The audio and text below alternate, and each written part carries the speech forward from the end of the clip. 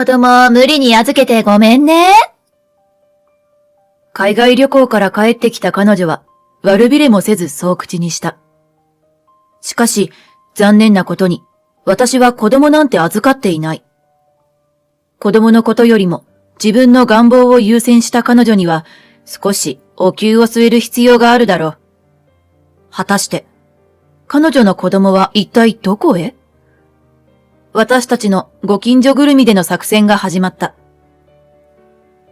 私の名前は由美子。33歳の会社員で7年前に結婚した夫と2人で暮らしている。お互い正社員で収入も悪くない。傍から見たら贅沢しているんでしょ？なんて思われがちだが、実はそんなことはない。私と夫は20代で結婚してからずっと不妊治療を続けている。結婚した当初は子供なんてすぐにできるでしょ。なんて思っていたのに気づけばもう5年も治療を続けている。金銭的な負担や精神的な負担を抱えながらもなんとか生きているというのが現状だ。そんな私たち夫婦を常に見下してくる嫌な女がいる。どうして子供作らないんですか？こんなに可愛いのに。自身の娘を抱きかかえながら嫌みったらしくそんな無神経なことを言うのは夫の妹である静香さん。夫とは一回り離れているのだが、この静香さんがかなりのくせ者だ。彼女は20歳で出産し、まだ24歳になったばかり。シングルマザーとして4歳の子供を一人で育てている。そういえば、彼女が入籍もせずに出産するってなった時は、義両親も驚いた顔をしてたっけ。まあ、相手は二回り以上年上の既婚者だったというから、驚くのも無理はないだろう。結局、相手とは籍を入れられず、認知もしてもらえず、彼女と子供の面倒は義両親が見ることに。そんな彼女だが、妻帯者と浮気をしたことを悪びれる様子もなく、できちゃったもんは仕方ないじゃん。とあっけらかんな態度だった。不妊治療中の私にとって、彼女の妊娠、出産は羨ましい限り。だけど、どこか黒い感情も湧いてきたのも事実だ。どうしてあの子が？そんな自分が嫌で、私は彼女と距離を取ることにしていた。しかし、私と夫の住まいは義実家の目と鼻の先にある。さらに、静香さんとその子供は義実家に住んでいるので、顔を合わせることもしばしば。由美子さんも、早くしないと手遅れになっちゃうわよ。とか。子供を産んでようやく一人前の女でしょ？賞味期限切れるよ。なんて言い出すので、毎回苦笑いするのも慣れっこだ。事情や工程はどうであれ、彼女からすると子供を産んだという事実が何よりも勲章なのだろう。女性として出産が喜ばしいことだとは思う。私だってそのために日々治療に励んでいるのだから。子供が欲しい。こんなに苦労しているのに、どうして私のもとにはコウノトリさんは来てくれないの？姑も姑も、そんな静香さんの言葉に呼応するかのように、一体いつまで待たせるんだろうな。そうよね。長男の嫁だっていう自覚あるのかしら。独り言のようにぼそっとつぶやく。夫の実家はもう随分廃れたとはいえ、代々農家。近所もみんな農家ばかりの田舎なのだ。そのせいで、やはり長男ならこうあるべき、という先入観が残っている。何気ない彼らの一言に何度傷つき、枕を濡らしたことか。結婚当初は、義両親は私に友好的だったし、比較的関係も良好だった。けれど、静香さんが出産してから態度をガラリと変えた。孫の産めない嫁よりも、内孫を産んでくれた可愛い娘の方が大事なんだと改めて思い知らされる。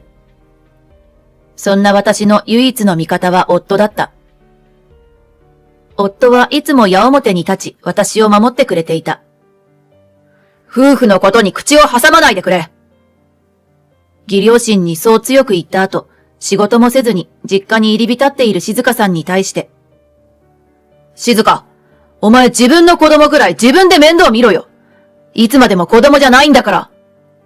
と厳しく叱った。父さんも母さんも甘やかすなよ。だからつけ上がって由美子にもひどいことを言うんだろ？ひどいことだなんて、そんな、本当のことじゃないの。姑が夫に言い返すと、本当のことなら何言ってもいいわけじゃないだろ？夫も負けじと言葉を返す。帰省するたびにそんな言い争いが起きるので、居心地は最悪だった。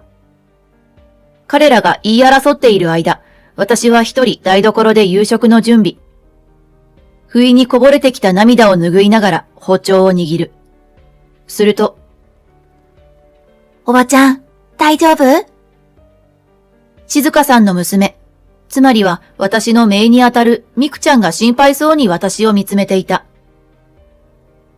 頭痛いの？お薬持ってこようか？こんなこと言ってはなんだが、みくちゃんは親に似ず、とても優しくて可愛らしい子だった。子供は親の背中を見て育つ、なんて言うけれど、ここまで正反対の性格に育つこともあるんだなと感心したほど。ありがとう、みくちゃん。おばさん、玉ねぎ切ってて涙出ちゃったの。そうなんだ。じゃあ、どこも悪くないの？うん、平気だよ。よかった。幼い彼女の無邪気な笑顔が私の心を少しだけ軽くしてくれていた。そんなある日のこと、我が家に静香さんから電話がかかってきた。何やら揉めているらしく、無理なもんは無理だ！そう言って乱暴に電話を切る夫。一体どうしたの？それがさ。夫から事情を聞こうとしたその矢先、家のチャイムが鳴った。由美子さん、いるんでしょ？私よ、開けて！静香さんの声が響き渡る。あいつ、家の前からかけてきたのか。呆れる夫と何が何だかわからぬ私。玄関を開けると静香さんは一人だった。みくちゃんはどうしたの？そんなの関係ないでしょ？話があるから上がるわよ。不機嫌そうに彼女はズケズケと家の中へ入ってくる。そして夫と言い争いを始めた。だから無理だ！うちはどっちもフルタイムで働いてるんだぞ！いいじゃないの！たったの数日休んでくれれば！そんなに急に休みが取れない！私は旅行にも行っちゃいけないの？普段子育てをこんなに頑張ってるのに！静香さんの話はこうだった。来週、2泊3日の旅行に行くことになったが、娘の分のチケットを取れなかった。だから、一人で行くので子供を預かってほしい。義両親はその日、たまたま大事な法事があるので預かれない。だからお願いに来たのだと。夫は断固拒否して静香さんの要求を突っぱねていた。すると彼女は私の方を見た。ねえ、由美子さん、兄貴はああ言ってたけど、本当は休めるんでしょ？ミク一人でお留守番なんてかわいそうでしょ？一人でお留守番できる年じゃないですもんね。連れて行けないなら旅行をキャンセルした方が。私の言葉は彼女の怒りを買ったらしく、彼女は般若のごとく目をカッと吊り上げた。あんたね、そんなんだからいつまで経っても赤ちゃんができないのよ。あんたみたいな優しくない女のところに赤ちゃんは生まれたくないんでしょうね。きっとそうよ。今までにないほどの暴言に私は一瞬息ができなかった。おい、いい加減にしろ！出て行け！夫が怒鳴り散らして彼女を追い返してくれなかったら、私は彼女に何をしでかしていたかわからない。怒り、悔しさ、悲しみ。様々な感情が私の中を駆け巡る。あなた、ごめんね。私のせいで子供が。私じゃなきゃもう父親に慣れていたかもしれないのに。そんなこと言うなよ。俺は由美子が好きなんだからさ。夫は静香のことは放っておけと言ってくれたので、私はそれ以降彼女の電話に出なかった。2、3日するとしつこかった電話攻撃もなくなり、他に預け先が見つかったか、一緒に連れて行くことになったんだろうと勝手に解釈していた。のだが、やっほー、由美子さん元気？テンションの高い静香さんが旅行を終えて我が家にやってきた。韓国すごく楽しかった。美味しいものもいっぱい食べて、エステも気持ちよかったし。あんなトゲトゲしい言葉で人を傷つけておいて、よくもまあのんきなものだ。すると彼女が珍しい行動に出た。はい、お土産。どうも。こんなこともあるのか。彼女から旅行の土産をもらったのは初めてだったので少し驚く。子供を無理に預けてごめんね。でも、ああでもしないと、由美子さん強情だから、一応お礼の気持ちってことで。何のこと？私の言葉に静香さんが一瞬にして固まるのが分かった。何のことって、また、冗談やめてよ。ミク預かってるでしょ？誰も預かってないけど。は？静香さん曰く旅行当日の朝、私たちの家の前にミクちゃんを置いて出かけたというのだ。お前、4歳の子に何させてるんだ！兄貴たちが気づかないのが悪いんじゃない！私のせいじゃない！俺たちが出勤する時には誰もいなかったぞ。嘘でしょ？それじゃ、ミクどこに行ったの？顔面蒼白の彼女はおろおろとし始める。そして義両親たちが話を聞きつけてすぐに我が家にやってきた。ミクはあんたたちが預かってくれたんじゃないの？どうやら姑も姑も静香さんからそう聞かされていたようだ。そんなわけないだろ。俺たちは仕事だからって断ったんだ。夫は毅然とした態度でそう告げたが、義両親はなぜか私の方を怪げそうに見ていた。何か？子供が家の前にいて気づかないもんかね。姑の言葉に思わず声を荒げそうになる私だが、ここは我慢。気づくも何も知らされていなかったんですから、気づきようがないですよね。焦る彼らとは対照的に冷静な私と夫。義両親はすぐさま近所の農家全員に声をかけ、孫を知らないかと必死に聞き込みを開始。こういう時、田舎の人というのは温かい。事情を聞いてすぐに動いてくれた。こりゃ一大事だ。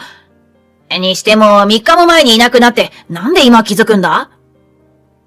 警察に行った方がいいんじゃないのか？とにかく探しましょう。緊急公開大捜索の始まりだ。しかし当たり前だが、3日も前にいなくなった4歳の子がすぐに見つかるわけもない。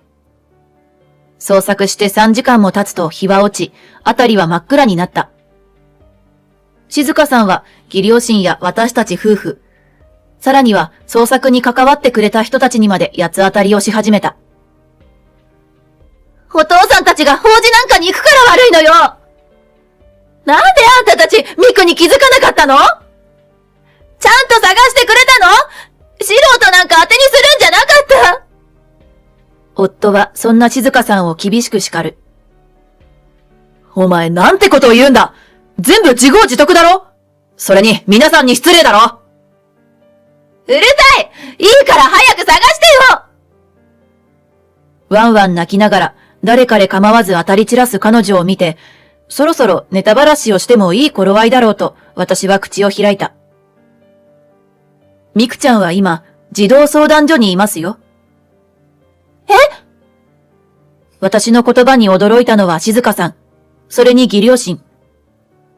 近所の人は冷静な顔で彼女らを見ていた。どういうことなの？3日前の朝、家の前でミクちゃんを見かけたお隣の沢田さんが通報してくれたんです。ちなみに警察にも通報済みです。連絡来てませんでしたか？そう言うと彼女は携帯の履歴を確認し始める。この知らない番号、警察だったの？呆れた。娘を放置した後に知らない番号から電話が来てよく無視できるものだ。じゃあ、ミクはそこにいるのね？ええ、そうです。私がそう言うと静香さんは安堵の表情を浮かべた。と同時に、私に非難の言葉を投げかけてきたのは義両親だった。由美子さん、なんでそんな大事なことを黙っていたんだ？そうよ、人様にこんなに迷惑をかけて、一体どういうつもりなの？まあ、そう言われるのもわからなくもない。私が最初にそう話していれば、そもそも創作活動なんてする必要はなかったのだから。でもこれは、最初からこういう作戦だったのだ。私らは全員知ってたよ。由美子さんから事情を聞かされていたからね。児童相談所に通報した張本人、沢田さんが静かに口を開いた。周囲の捜索隊の人たちも首を縦に振る。知ってたって、どういうこと？静香さんはわけがわからないといった顔をしている。どうもこうもそのまんま。ご近所の皆さんには事情を知らせておいて、知らないふりをしてもらったんです。こうでもしないと、ことの重大さがわからないでしょ？はぁ？私のやけに冷静な口調が気に入らなかったのか、静香さんは私の胸ぐらに掴みかかろうとする。あんた、人のことバカにして楽しい？ふざけないで！ふざけてるのはどっちなの？あんな小さな子を朝早くに放置して旅行だなんて。しかも相手はあの男なんでしょ？ほんと懲りない女ね。ちょっとそれは。私は彼女の旅行相手を知っていた。一人で韓国旅行に行く女性はいるかもしれないが、今までろくに自立した生活をしてきていない彼女にそんなことできるわけもない。絶対に誰かお供がいるはずだと。そしてすぐに分かった。彼女と一緒に旅行に出かけた男は、ミクちゃんの父親である、かつての男。二人の関係はどうやら切れていなかったようだ。籍も入れず、認知もされなかったので、てっきり別れたのかと思いきや、裏で関係を続けていたらしい。その事実に、義両親は目を見開いて驚いていた。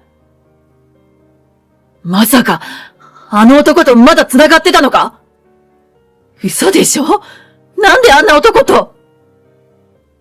いいじゃない。私にとっては、彼は都合のいい男なの。それに仮にもミクの父親なんだから、会ってもいいじゃない。激高する静香さんに、夫は冷静にある事実を突きつけた。よくないよ。お前覚えてないの？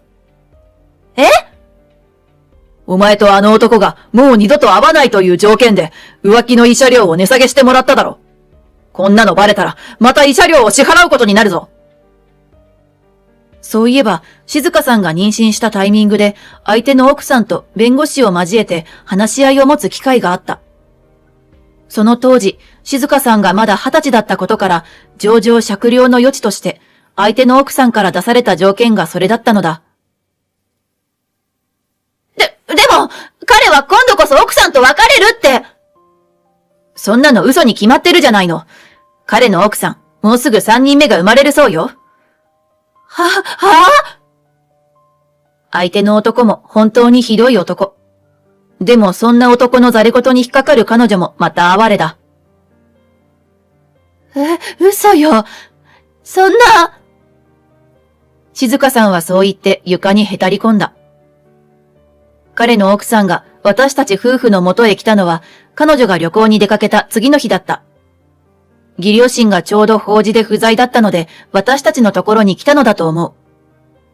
当初の約束通り、慰謝料を請求させていただきますね。身重の奥さんは無表情でそう口にした。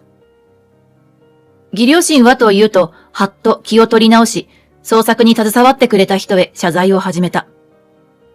うちのバカ息子夫婦が皆さんにご迷惑をおかけして、申し訳ありませんでした。あくまで私たちのせいにしようとしているようだが、そうはいくまい。沢田さんが全員を代表して盛大に叱り飛ばしてくれた。あのね、由美子さんたちは何にも悪くないでしょ。いい年した母親が自分の子供を置き去りにして旅行に行くなんて、誰が想像するもんですか。それに、謝るべきはミクちゃんじゃないのかい？おっしゃる通りだ。私は心の中で盛大な拍手をする。ぐうの音も出ない正論に、義両親はただただうつむくばかりだった。その後、児童相談所と静香さんは義両親も交えて面談へ。みくちゃんを家に帰すかどうかで相当揉めたらしい。というのも、当のみくちゃんが家に帰ることを拒否したというのだ。その事実に義両親も静香さんもかなりショックを受けていた。ちなみに静香さんがかつての男と旅行に行くことを私に教えてくれたのはみくちゃんだった。あのおじちゃん嫌いなの。いつもミクにどっか行けって言うし、ママもあのおじちゃんといると意地悪になるの。ママ、もう帰ってこないのかな。あの日の早朝、そんなことを言い残して職員に手を引かれていった幼き彼女。あの後ろ姿を見ると何とも言えない気持ちになった私。警察からも事情聴取を受け、静香さんはこってりと絞られたようだ。そりゃ、幼児を一人置いて旅行なんて下手すりゃ犯罪者だ。結局、みくちゃんはしばらく養護施設で暮らすこととなった。それ以降、静香さんも魂の抜けたような廃人となってしまった。相手の奥さんからはたっぷりと慰謝料を請求され、男は彼女の元から去った。慰謝料は義両親が肩代わりしたらしいが、予想外の出費にかなり苦労した様子だ。彼女に残されたものはもはや何もなかった。本当に子供が大事なら、どうして子供を置いて旅行なんかに出かけたの？そう問い詰めたくなる。私はただ、みくちゃんの幸せを願うばかりだ。子供を持つって大変なことよね。私はふと夫にそうつぶやいた。騒動の最中、報告するタイミングを逃したけれど、私のお腹の中には一つの命が宿っていた。けれど、あんなことに巻き込まれ、少しだけ子育てに対する不安が芽生えてくる。由美子、肩の力を抜いて。俺たちは夫婦だ。いくらでも助け合って生きていけるだろ。夫の横顔を見つめながら、この人と結婚してよかった。心からそう思った。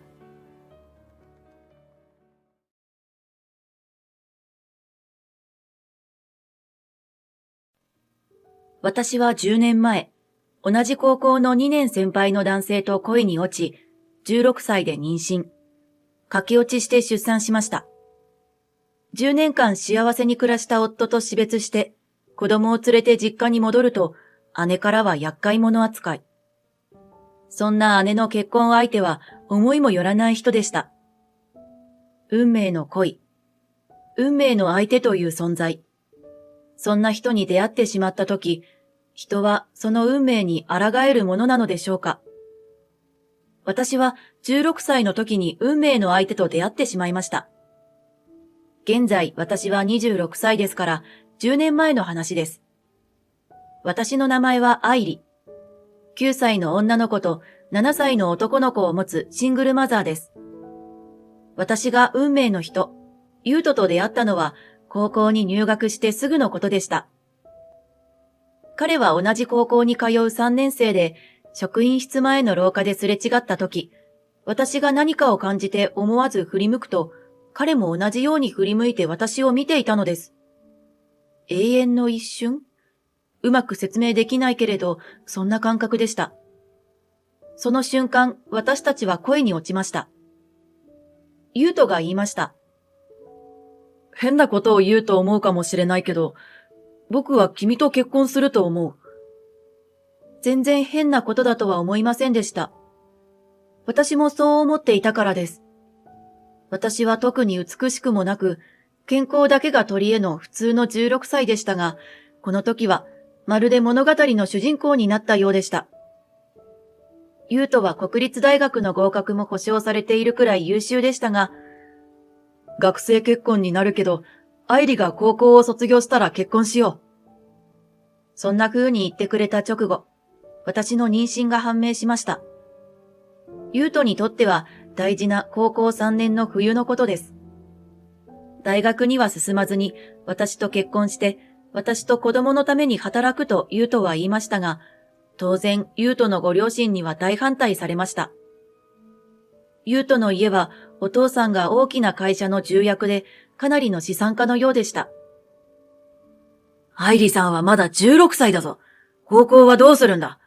一時の感情に流されるな。将来のことを考えろ。と、ゆうとのお父さんに言われました。大学を卒業してから結婚を考えればいいじゃないの。苦労するのが目に見えているのに、その若さで結婚出産なんて、お母さんは反対よ。と、お母さんにも言われました。大丈夫だ。私の知人の病院で処置すれば、誰にも知られずに済む。お父さんにこう言われたとき、ゆうとと私は駆け落ちを決意したのです。母親になった今なら、ゆうとのご両親の言うことも気持ちもわかります。身勝手な話ですが、自分の子供からこんな話を聞かされたら、きっと私も反対するでしょう。でもその時の私たちには、二人で子供を産んで育てること。それ以外の選択肢はなかったのです。そして今でもその選択を後悔はしていません。両親に書き置きを残し、荷物をまとめてこっそりと家を抜け出し、東京へ向かいました。全く何のあてもなく飛び出したわけではありません。ゆうとが中学生の頃からネットで交流のあったスマホゲームのアプリを開発している知人を頼ったのです。嘘、ゆうとくんって高校生だったの？彼女も高校生？しかも妊娠してるって？なんてこった。私たちが頼った人は30過ぎの男性で、湊さんと言いました。参ったなぁ。若いとは思っていたけど、20歳は過ぎてると思ってた。高校生だと知ってたらさすがに俺も止めたよ。かといって、ここまで来ちゃったものを見放すわけにもいかないしな。湊さんは頭を抱えながらそう言って、住居兼事務所のマンションに私たちを泊めてくれました。その上、アパートを借りる時の保証人にまでなってくれました。落ち着いたら必ずご両親に連絡だけはすること、という条件付きだったので、私もゆうともお互いの両親にこちらの住所は書かずに、元気でやっています。探さないでくださいと、一言だけ添えてハガキを出しました。ゆうとは湊さんのところでゲーム開発のお手伝いをすることになったのですが、じゃああのアイディアを出したとき、ゆうとくんはまだ中学生だったんだ。すごいなぁ。独学でここまでプログラミングできるなんて。と、湊さんが驚いていました。どうやらゆうとは以前からゲーム開発に関わっていたようでした。私も事務所兼住居の掃除や食事の支度をすることになり、助かるよ。いつも外食かコンビニ弁当かカップ麺だから。と、湊さんは喜んでくれて、家にいる時に母の料理を手伝っていたことが役に立ってよかったと思うと同時に、両親のことを思い出して少し胸が痛みました。そして私とゆうとは入籍し、夫婦になりました。結婚式も指輪も新婚旅行もなかったけれど、二人だけで小さなケーキを買ってお祝いしました。生まれた子供は女の子で、お互いの両親にも親子3人の写真をプリントしたハガキを送りました。毎年お正月には家族の写真を双方の両親に当てて出しました。湊さんのところの仕事はお給料はそんなに多くはありませんでしたが、アプリがヒットしたらボーナス出すから。という湊さんの言葉通り、2年後には結構な額のボーナスをもらうことができました。ちょうどその頃、私は2人目の子供を妊娠していたので、とても嬉しかったのを覚えています。2人目の子は男の子で、家族4人、慌ただしくも幸せな毎日でした。僕たちが惹かれ合ったのは、この子たちに出会うためだったのかもしれないね。ゆうとはそう言って、2人の子供たちを本当に可愛がり、それはかけがえのない幸せな毎日でした。ところが、家を飛び出してからもうすぐ10年になろうかという春のある日、突然ゆうとが倒れたのです。ゆうとが27歳、私が25歳、上の娘のみのりが8歳、下の息子のふみやが6歳の時のことです。急性骨髄性白血病でした。ごめんね、愛梨。僕はずっと君に隠してた。高校に入学する前、兄さんから提供してもらって骨髄移植をしたんだ。再発の可能性もあったけど、それを黙ったまま君と結婚した。本当にごめん。病院のベッドでゆうとは私に謝りました。それを知っていたとしても、私はあなたと結婚したよ。優斗のご両親にも連絡を取り、ご両親とお兄さんが病院に駆けつけました。お父さん、お母さん、親不孝な息子でごめんなさい。兄さん、せっかくドナーになってくれたのにごめん。でも僕は後悔してない。この10年近く本当に幸せだった。それは愛理と子供たちのおかげなんだ。お前から送られてくるハガキが本当に幸せそうだったから、それはわかってるわ。そう言って、お母さんが泣きながら優斗の手を握りました。愛理、本当にありがとう。子供たちのことよろしく頼むね。みのり、ふみや、お前たちが大人になるのを見られないのは残念だけど、ありがとう。それが優斗の最後の言葉でした。悲しみに押しつぶされそうになりながらも、子供たちのためにしっかりしなければいけない。優斗のためにも、子供たちをしっかり育てていかなければ。そう思いました。ご両親とお兄さん、東京に出てきてから知り合った仕事関係の人たちだけで簡単な葬儀を済ませました。優斗のご両親からは、子供たちと一緒に我々と暮らさないか、と言っていただきましたが、私は実家に帰ろうと思っています。10年間も両親に心配をかけてしまったので。私がそう言うと、ご両親も納得してくれて、何かあったらいつでも言ってね。と、優斗のお母さんが、せめて優斗の代わりに孫たちの養育費を払わせてほしい。とお父さんが言いました。正直、この申し出はとてもありがたかったです。私も働くつもりでいましたが、中学しか出ていない私の収入で、子供2人を不自由なく育てられるだろうかと不安だったからです。義務教育が終わるまで助けてもらうことを決め、学校が長期休みの時は、子供たちを連れて、優斗の実家に遊びに行く約束をして、私は実家に戻りました。電話で両親には連絡してありましたが、10年ぶりに実家に帰ってきた私を、両親は温かく迎えてくれて、母は、突然こんな可愛い孫が2人もできるなんて、と泣きながら子供たちを抱きしめてくれました。父が、お前もいろいろと大変だったんだな。よく頑張った。と言ってくれて、私も涙が止まりませんでした。ただ姉だけは、よくずうずうしく帰ってこれたわね。あんたが出て行った後、こっちはいろいろ大変だったんだから。そう言って、子供たちに笑顔さえ見せてくれませんでした。もともと3歳年上の姉と私は、あんまり仲のいい姉妹とは言えず、平凡な私に比べて、姉は美人で頭も良くて、子供の頃から私を見下して馬鹿にしているようなところがありました。私が家を出た時には有名私立大学に通っていましたが、同じ地元から進学した知人から、妹が16歳で駆け落ちしたと噂を広められ、とても迷惑したと責められました。その姉は現在29歳。地元の有名企業に就職して7年。30歳を目前に婚活に励んでいるようで、焦りもあるのか。あんたみたいなのが中卒で2人も子供を産んで、まともに育てられると思ったの？今更実家に戻ってこられても迷惑なだけよ。顔を合わせるたびに文句や嫌味を言ってきます。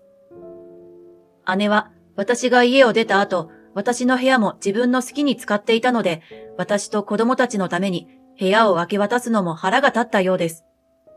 そんな姉なので、子供たちも当然懐きません。長女のみのりは誰に似たのか気が強く、姉に対して、おばさんはお嫁に行かないの？などと微妙な話題を振ったりします。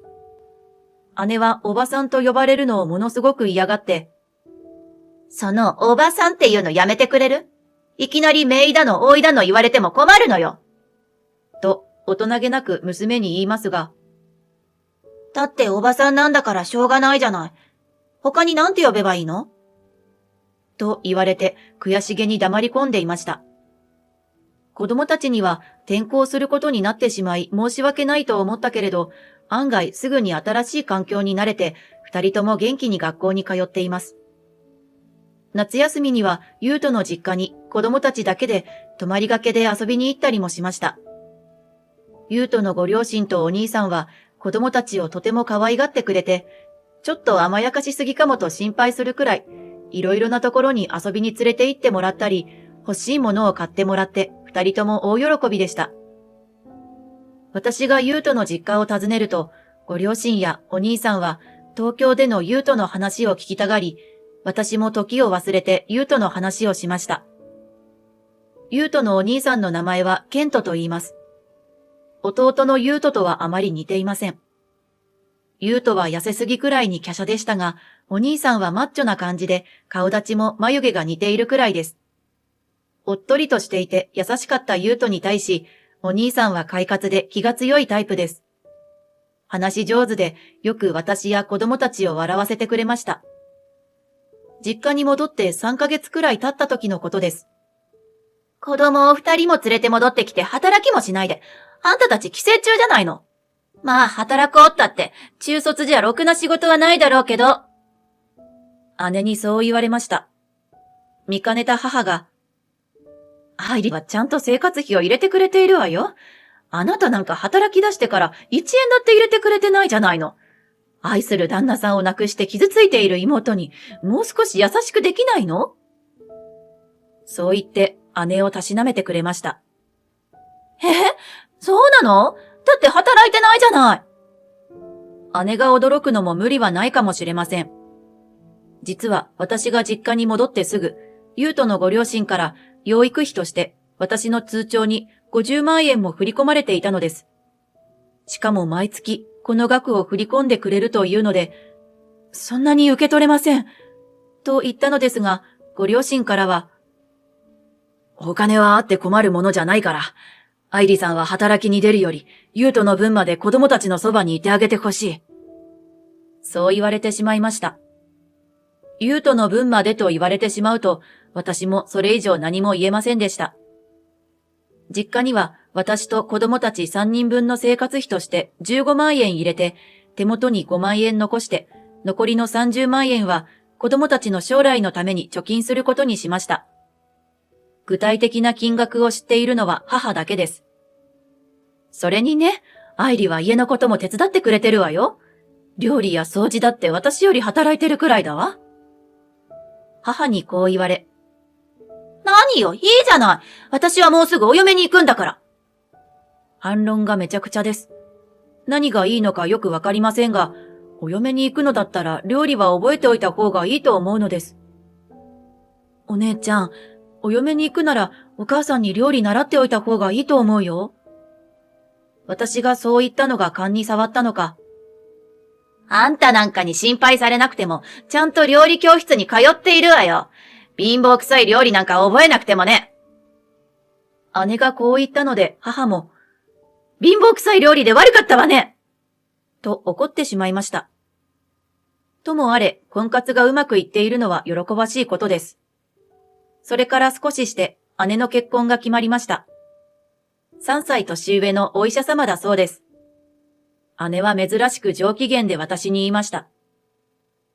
ねえ、アイリー、悪いんだけど、あなた結婚式も披露宴も遠慮してくれる？地元の知り合いはあなたが駆け落ちしたことを知っているし、戻ってきたことを説明するのも面倒じゃない？両家の顔合わせにも来なくていいから。妹が中卒のシングルマザーだなんて恥ずかしいもの。いかにも見えっ張りな姉らしいと思いました。これには父も母も激怒しましたが、お医者様との結婚を決めた姉は強気でした。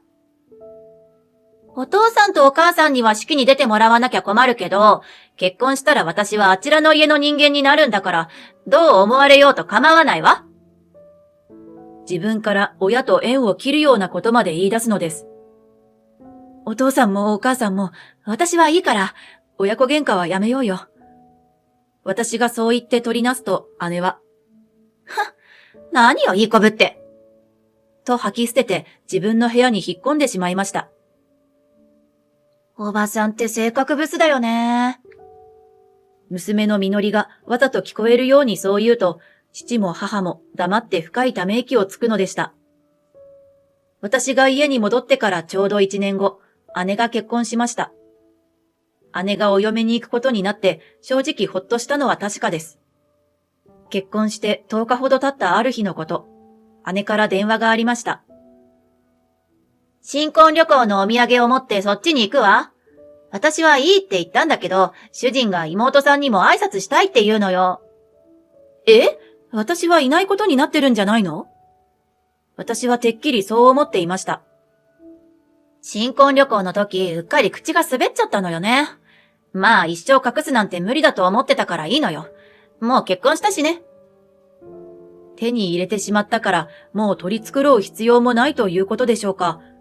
おそらく姉は結婚前はかなり猫をかぶっていたのだと思います。その日は子供たち2人も含め家族総出で姉と姉の旦那さんがやってくるのを待っていました。ドアチャイムが鳴って母がドアを開け新婚夫婦をお迎えしたのですが、姉の旦那さんを見た途端、私はびっくりして声を上げてしまいました。え？お兄さん？何よ、いきなり慣れ慣れしいわね。こちら、私の旦那様のケントさんよ。そして、これが初めましての妹と子供たち。妹は子供を産むしか能のない子だから無視してね。おバカが映るわ。上機嫌な姉がにこやかに冗談のつもりなのか笑えないことを言いました。けれど、姉の旦那さんは姉を無視して私を見つめて言いました。ああ、やっぱり愛理さんだったんだ。そこに立っていたのは優斗のお兄さんでした。今なんて言った？優斗のお兄さんが姉に向かって低い声を出します。だから、この子バカな上にずうずうしいのよ。バカが映るから、ほら、あんたはもう引っ込んで。土下座しろ。お兄さんが絞り出すような声で言います。見れば、握り拳を作った手が震えています。ああ、そこまで言わなくても。でも彼がそう言ってるから、愛理土下座して。お前だ。土下座をするのはお前だ。今度ははっきりとした声で姉に向かってきっぱりと言いました。え？姉が何を言われたのかわからずに聞き返すと、土下座して謝ってくれないか？この人は僕の弟のお嫁さんだ。お兄さんが厳しい表情でそう言いました。何？どういうこと？亡くなった弟さんの？おじちゃんばー！娘も息子も優斗の実家で何度もお兄さんに会っています。遊びに連れて行ってもらったこともあって、とても懐いています。君は言ったよね。恥ずかしいけど16で駆け落ちして子供を産んだ妹がいるって。変な男に引っかかった挙句に早死にされて実家に出戻ってきたって。その変な男は僕の弟だ。やだ、そんな、知らなかったわ。どうして顔合わせの時愛理さんがいなかったんだ？結婚式にも披露宴にも呼ばなかったんだ？それは、妹が中卒のシングルマザーだなんて言いづらくて。確かに顔合わせの時に会っていれば、こんなややこしいことにはならなかったのにと思います。確かに、僕の弟も君の妹も無茶をしたと思うけど、弟は10年間幸せだったと言ってこの世を去った。弟を幸せにしてくれたのは愛理さんと子供たちだ。君は僕の弟まで侮辱したんだぞ。優斗のお兄さんの怒りは収まらず、姉は涙目になっている。ごめんなさい。だって、そんな、知らなかったから。さっきだってそうだ。自分の妹に対してあんなことを言う人と、この先やっていく自信がなくなったよ。お兄さんの怒りは収まる様子がありません。嫌よ、そんな。私も悪いところは直すから、そんなこと言わないで。姉も必死です。ようやく捕まえたエリートのお医者さんの旦那様を失うわけにはいかないのでしょう。しかしその旦那様は、しばらく頭を冷やしたい。お父さん、お母さん、愛理さん、こんなことになって申し訳ない。また後日改めて話をしたいと思います。そう言って、泣きながらすがりつく新婚の妻を振りほどいて帰ってしまいました。残された私も両親も呆然としてしまって、姉にかける言葉がありません。自業自得とはいえ大変なことになったわね。母がため息をついてそう言いました。姉はずっと泣き続けていて、さすがに少し気の毒になりました。性格がいいとは言えない姉ですが、根っからの悪人というわけではないのです。ねえ、愛理、私が悪かったわ。なんとか取りなしてもらえないかしら。お願いよ。普段強気の姉に泣きながらそう言われては断れません。翌日、私は優斗の実家に行って話をすることにしました。うちの息子たちはよっぽどあなたたち姉妹と縁があるのね。優斗のお母さんがそう言いながら紅茶を入れてくれました。お兄さん、私のことは気にしなくてもいいです。姉は気が強くて見えっ張りで自分勝手だけど悪い人間じゃありません。妹としては幸せになってほしいと思ってるんです。もう少し様子を見てあげてください。私がそう言うと、お兄さんはとんでもないことを言い出しました。こんなことを言うべきじゃないのはわかってるけど、僕が愛理さんのお姉さんと結婚を決めたのは、お姉さんが愛理さんに似ていたからだと思う。え？私だけでなく、これにはご両親も驚きました。この1年、愛理さんや子供たちがここに来るのが楽しみだった。でも、愛理さんが弟のことを思っているのは分かっていたから、諦めるつもりで結婚を決めたんだ。突然こんなことを言われても、どう反応していいのかわかりません。姉とはあまり似ていないと思いますけど。似てるよ。笑った時の目元とか声とか。それでなんかいいなぁと思って結婚を決めたけど、間違っていた。愛理さんが弟を忘れるまで待てばよかった。忘れませんよ。え？私は優斗を忘れません。でも、愛理さんだってまだ若いんだし、子供たちも僕に懐いてくれてるし、僕が弟の代わりに君たちを幸せにしたいんだ。ごめんなさい。あの子たちの父親は優斗だけなんです。お兄さんには優斗の兄として好意は持っているけれど、それ以上の気持ちはありません。ケント、あなたの負けよ。どんな経緯があるにせよ、結婚したばかりで、その人の妹にプロポーズするなんて非常識でしょ？お母さんにそう言われ、お兄さんはシュンとしてしまいました。こいつは昔からちょっと自分勝手でせっかちで相手の気持ちを考えないところがあるからな。お父さんにまで手厳しい意見を言われて、お兄さんはますますシュンとしてしまいます。優斗は本当に優しい人で、あの人が怒るところを一度も見たことがないんです。人を悪く言うことも一度もなかったし、でも、あの時お兄さんが姉に怒ってくれて嬉しかったです。私のことは何と言われてもいいけど、優斗を悪く言われるのは我慢できなかったから、ありがとうございました。私がそう言うと、お兄さんは力が抜けたようになり、やっぱダメか、と情けない声でそう言いました。当たり前でしょ？それにこんなことで離婚したら、愛理さんや子供たちへの風当たりが今までより強くなるじゃないの。お兄さんから姉の私に対する態度を聞いていたらしく、お母さんが私の気持ちを代弁してくれて助かりました。気が強くて自分勝手って、ケントとよく似ているじゃないか。似た者夫婦でうまくやっていけるさ。愛理さんのことは諦めろ。お父さんまでそうフォローしてくれて、なんとか姉の離婚は阻止することができそうでした。安心してね、愛理さん。私がお姉さんの性根を叩き直してあげるわ。お母さんがにっこり笑ってそう言いました。いつもは優しいお母さんの意外な一面を見た気がします。ありがとう、愛理。いろいろごめんなさい。感謝してるわ。姉はそう言って嫁ぎ先に戻っていきました。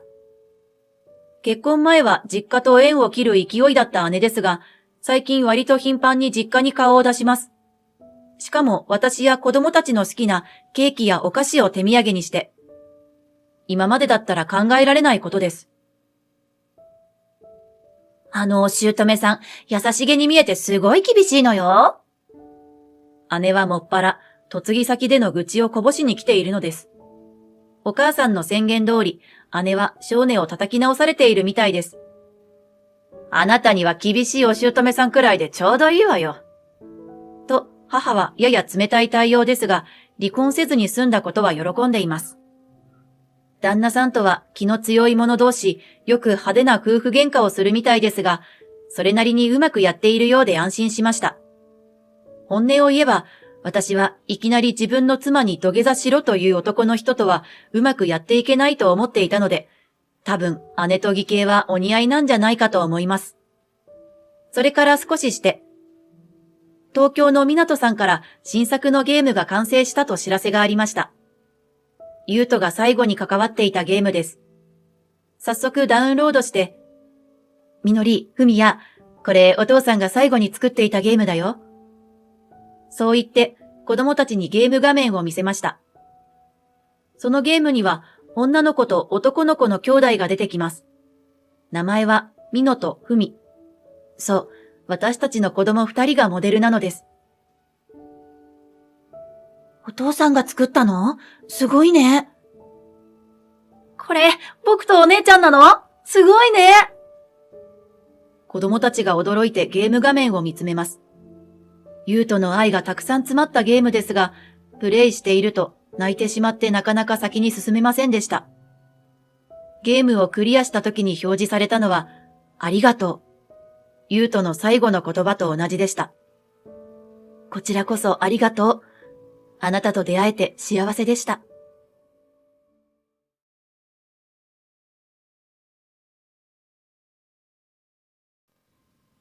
My name is Now. I'm 44 years old. I'm going to tell you a story about the most difficult time in my life, so I want you all to listen. I married my husband, a salaryman, when I was 25, after we were introduced by a mutual friend. I had hoped to become a full-time housewife after marriage, but I couldn't because of my religious turmoil. I worked at the beauty salon where I had been working for a long time, and while making good use of my third-grade education, I gave birth to and raised my daughter Mommy. Up to this point, our family was like any other. Well, at the time, it was a bit tough because it was all my first experiences. But every day, my child was cute and I loved my husband. We didn't have any mother-in-law or daughter-in-law problems. In fact, my mother-in-law had a daughter and helped raise her, so I don't think I ever felt any pain. We were surrounded by many kind people and had a peaceful life. By the time our child was 10, the awkwardness we had when we first started dating had faded, and we had become a very calm couple. Of course, I felt a little lonely because things were changing. I'll admit that. But I thought that every family was like this. My husband would come to pick me up from work when the timing was right, and he was still as kind as ever. I wasn't worried because I never thought that his love for me had faded. My heart was still the same. It was a rare day off for my husband, so I borrowed his car to go shopping. I got into the driver's seat, and since it was hard to see from his side mirror, I moved it a little. My gaze shifted for just a moment, and at that moment, something caught my eye. Something shiny was rolling around at my feet, and I suddenly picked it up. It was an earring. It was the type that swayed when I moved, and it looked like it was for women. By the way, I don't have pierced ears. I can't wear earrings because I'm allergic. So whose were they?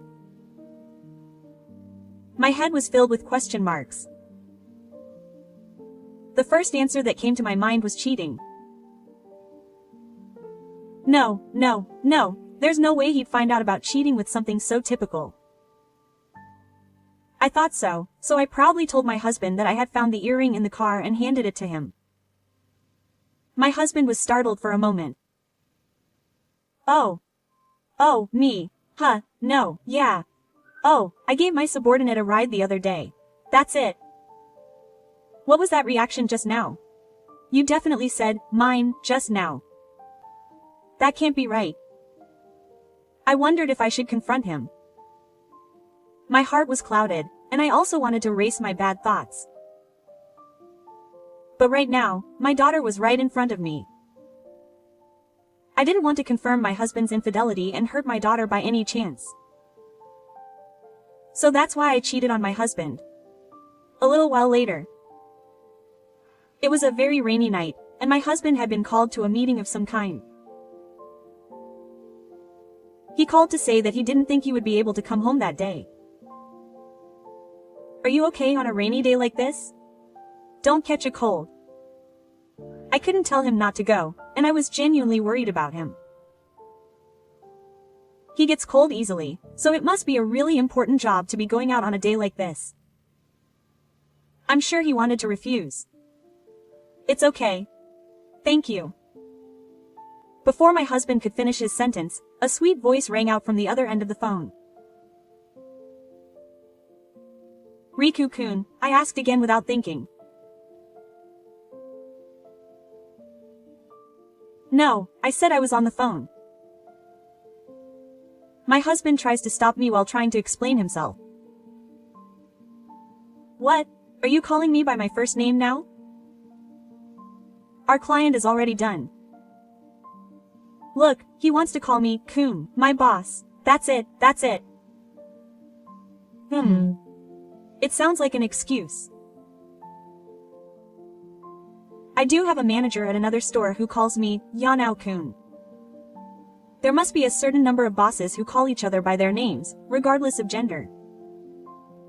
But there's something about it that's so ominous and strange, I can't help but suspect.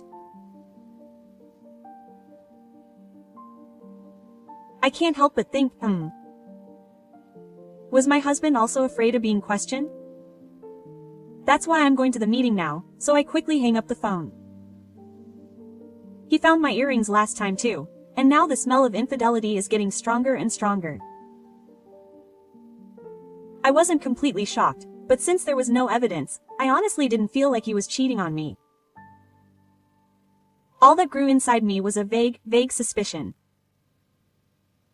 The next morning, my husband came home and told me about his troubles dealing with me, even though I hadn't asked.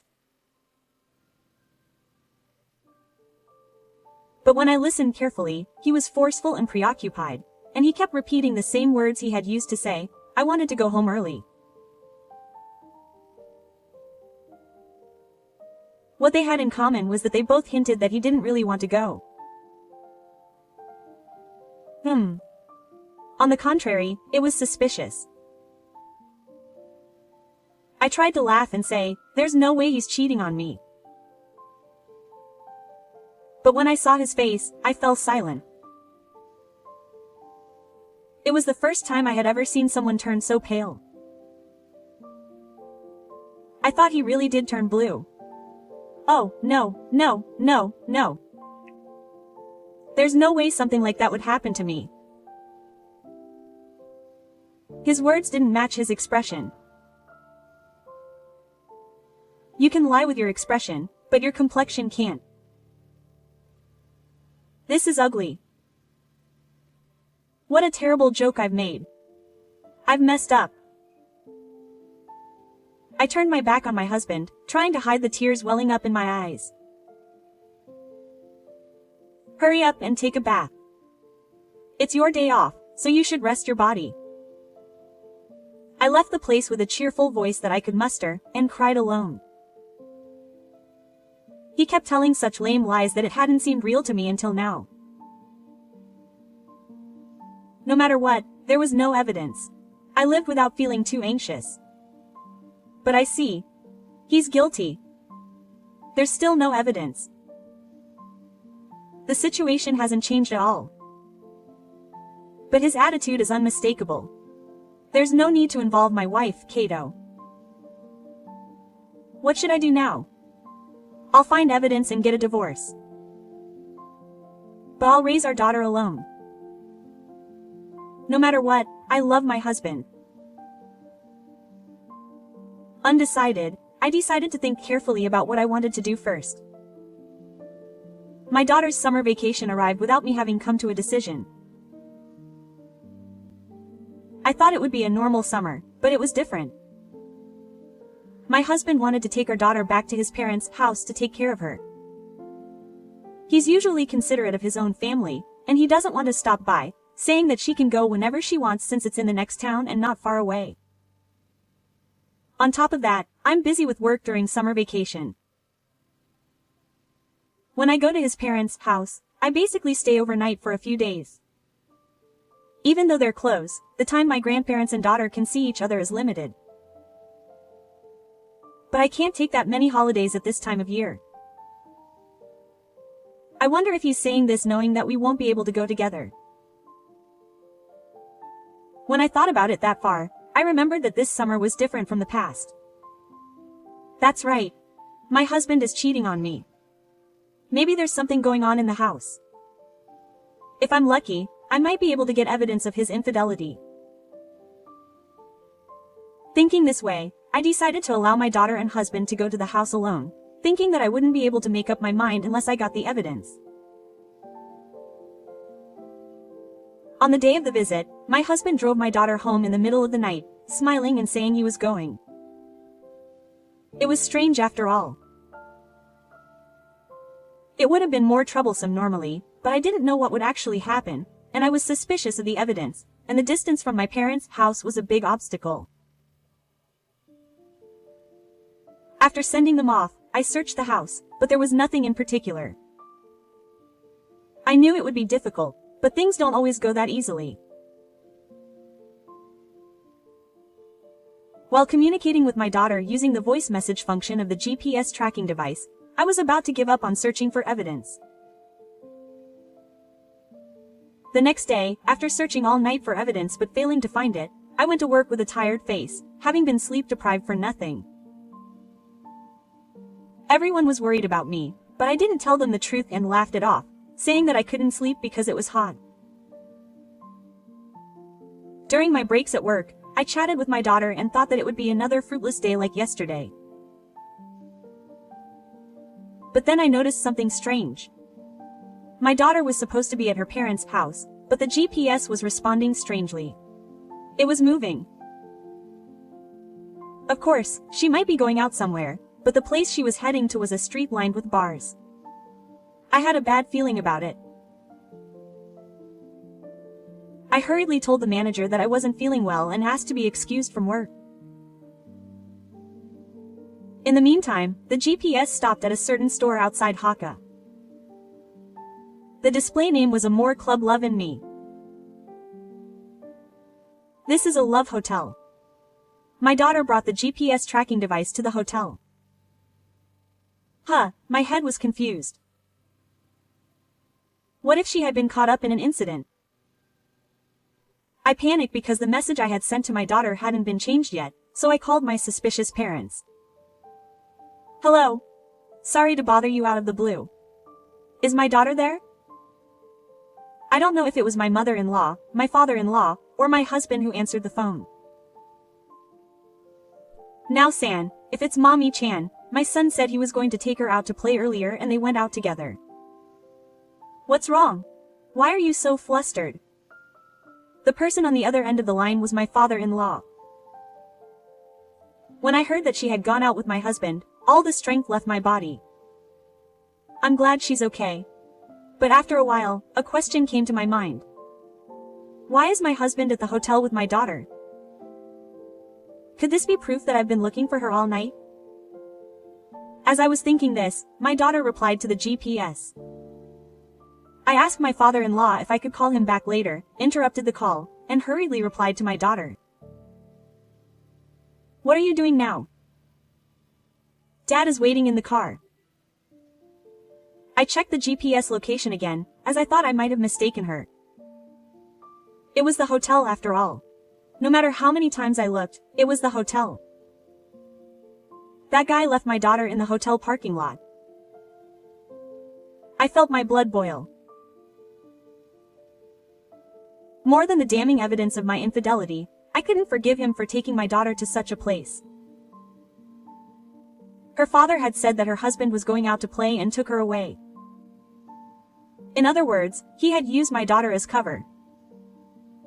What a foolish thing he had done.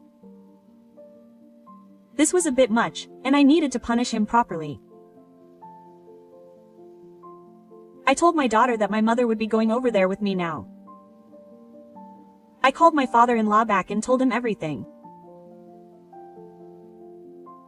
Did he figure it all out just because I had told him that my husband seemed to be at the hotel with mommy? He was furious and asked what she was doing. My daughter would definitely hate it if she found out that her father and his mistress were at the hotel. My in-laws and I decided to take her out of there before she found out. Fortunately, the hotel was close to the station, so I took the train and Gifu drove our cars to the scene separately.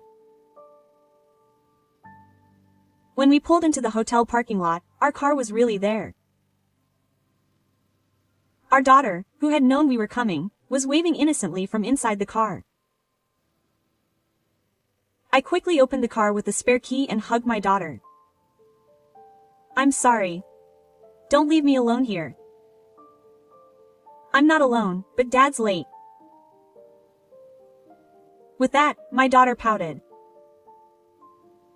You brought me along to play, and you don't have to wait in the parking lot, right? That's terrible. Mom will punish you. I swore to my daughter, though I didn't say it out loud. For the time being, I would somehow persuade her to go back home in my in-laws' car. I wanted to get away from this place as soon as possible, so my in-laws were doing a great job of cooperating. Then I got into the driver's seat of my husband's car and waited. Of course, just waiting around wouldn't be fun. He was probably in the middle of a parking lot, so I deliberately called my husband, intending to interrupt him. Hello, you. I tried to act calm and scary, trying to sound like my husband. Hey, I'm driving now. Don't call me out of the blue. Leave behind. No, the car is here. What on earth are you driving? I couldn't help but laugh. Oh, I see, okay, your parents will be picking you up soon, so take care of it. Oh, of course that's a lie. After all, Gifu just got home. I felt so mad thinking about her having fun in her room, so I thought this would be the best way to end it quickly. After I hung up the phone, my husband came running into the parking lot in a panic. A woman with messy hair followed him from behind. It seemed like they were having some kind of argument.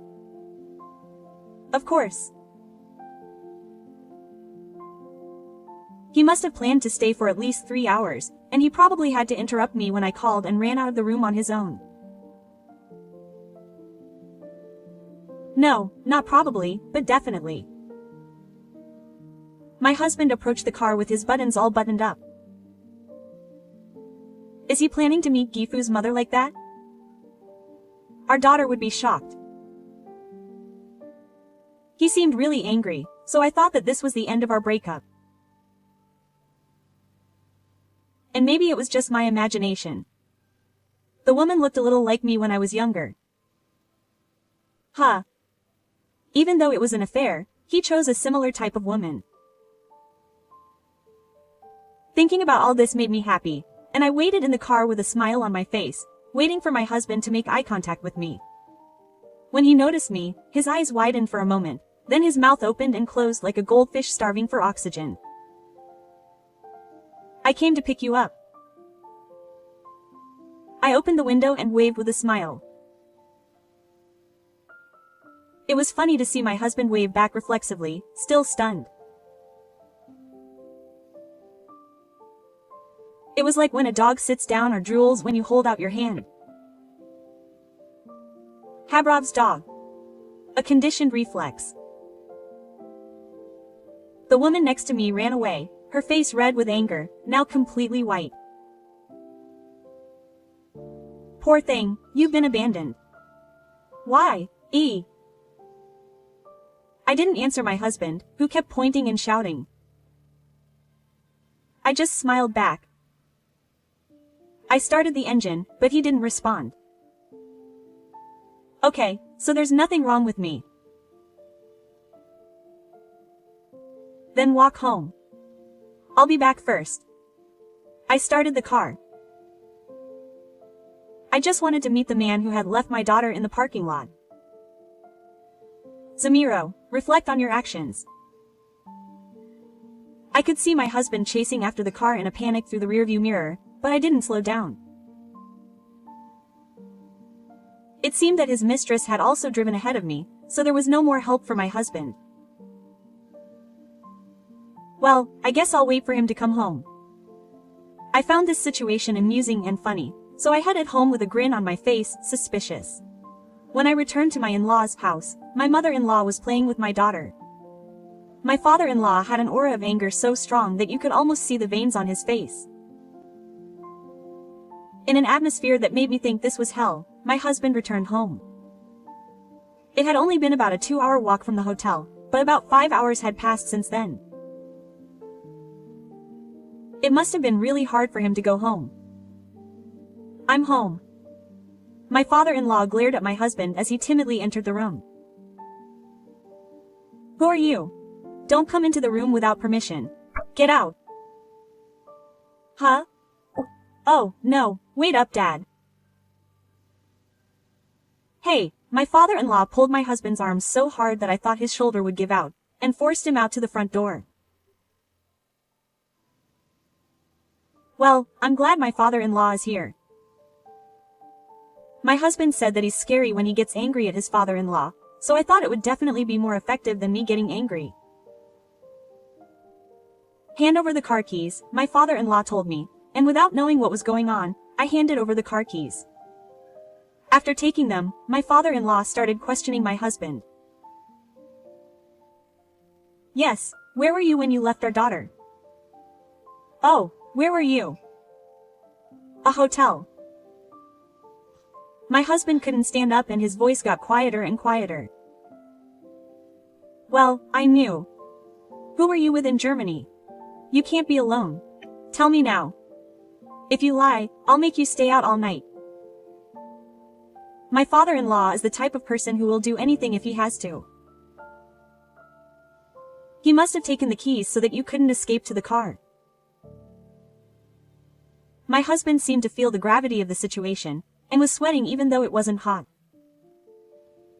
It must be a case of date matching. She's a temporary worker from the company. After saying that, my husband fell silent and languorous. Tell me now.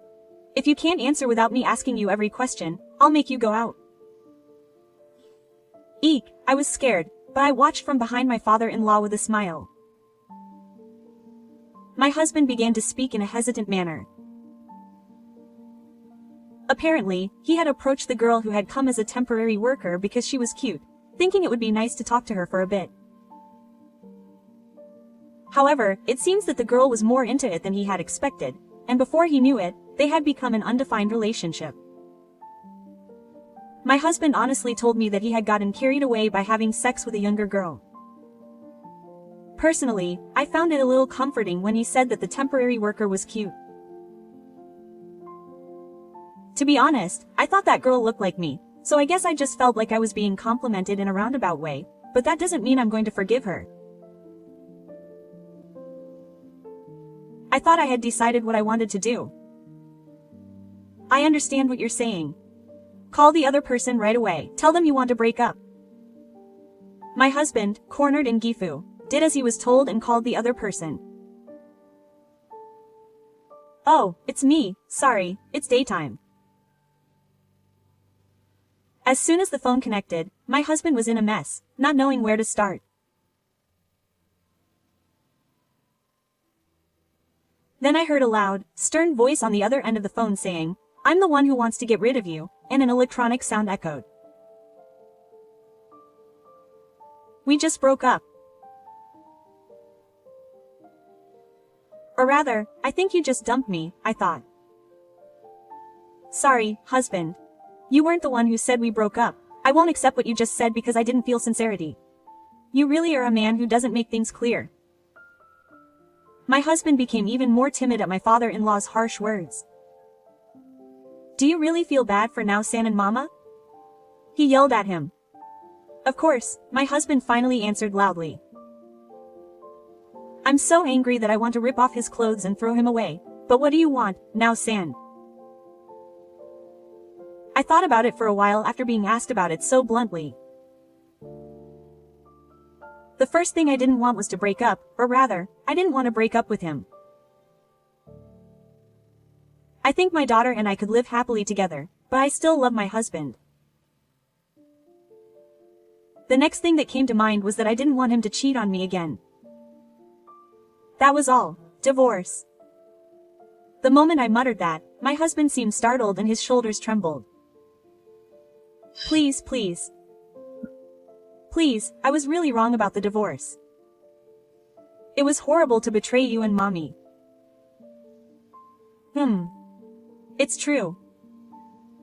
Even though it's such an obvious thing to say, I can't help but feel a little mischievous. When I kept quiet, my husband repeatedly apologized and made a mocking face. I couldn't see his face because his forehead was pressed against the floor, but I could tell from the tone of his voice that he was crying. He told me in a strained voice that he would never cheat on me again, so I finally decided to answer him. Sign the divorce papers. I'll keep them with me. Depending on what you say or do, I'll submit them right away. My husband looked up at my words. Did he think he was hanging on by a thread? Also, there's no need to worry about pocket money. I'll only give you enough for lunch. And do the housework. My husband's face, which had brightened up for a moment, clouded over a little. And then, put GPS in your phone, and don't go out with mommy alone. Either me or your father has to go with you. And then I continued. If I ask you to go shopping, go right away. Listen to all my requests. That's right. When I say housework, I mean everything from taking out the trash in the morning to shopping, cleaning, making dinner, and doing the laundry the next morning. Everything from morning to night. In other words, he's basically our personal errand boy. There's no sternness from my husband or father. If that's okay with you, I won't divorce you. But that wouldn't be the case if I were upset.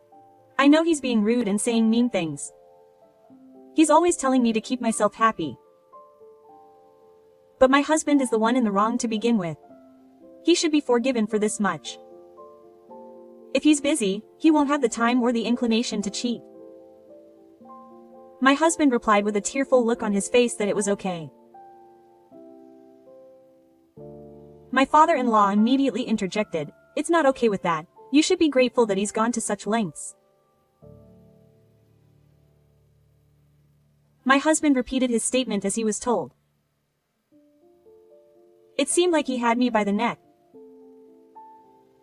6 years have passed since then, and I still keep the divorce papers in a locked drawer out of my husband's reach. There's still no sign of him cheating on me. It seems like he's just naturally doing it, rather than trying to read my mood. That makes sense. My daughter, who is now in her teens, still resents my actions, saying that they were unacceptable. So it seems that my husband was hurt several times more by being disliked by his daughter than by being yelled at by his father-in-law or me. As my daughter grew up, I could sense that he was aiming to be a better husband. Thanks to that, I am happy too. Please don't misunderstand me, but I never apologized and forgave my husband. Not divorcing him at that time meant protecting my own happiness. My goal was for our family of 3 to live together happily. Even if my husband had said he wanted to separate, the conclusion would have been the same. I had no intention of divorcing him even if it meant tying him up while he resisted. But at least as long as he was afraid of filing for divorce, I could say that we loved each other. And now my husband is truly cherishing our family without being tied down by me. So this story is about the most difficult time in my life. Looking at my current family, I can say with certainty that something like that will never happen again. As proof of that, I am very happy now. I want to tell everyone who is listening to this story. I realize that you shouldn't think that someone else can easily destroy your family. Even if the world turns upside down, I won't let go of my husband.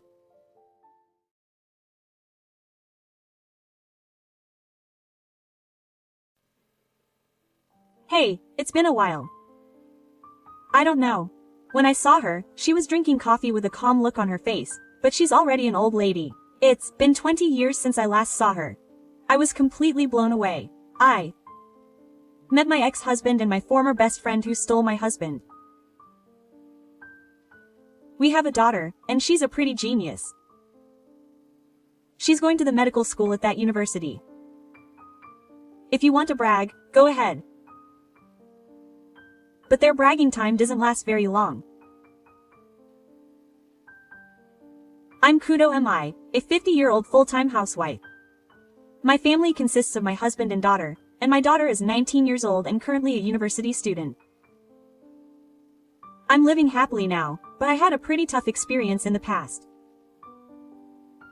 Before meeting my current husband, I was married to a man. When I graduated from university when I was young, I worked for a large food company. After graduating from university, I met a man who worked at the same company. We got married. I was 25 years old at the time, and he was 27. She said she liked children and wanted to have them soon. I didn't intend to quit my job, but in the end I followed his wishes and quit. And I became a full-time housewife.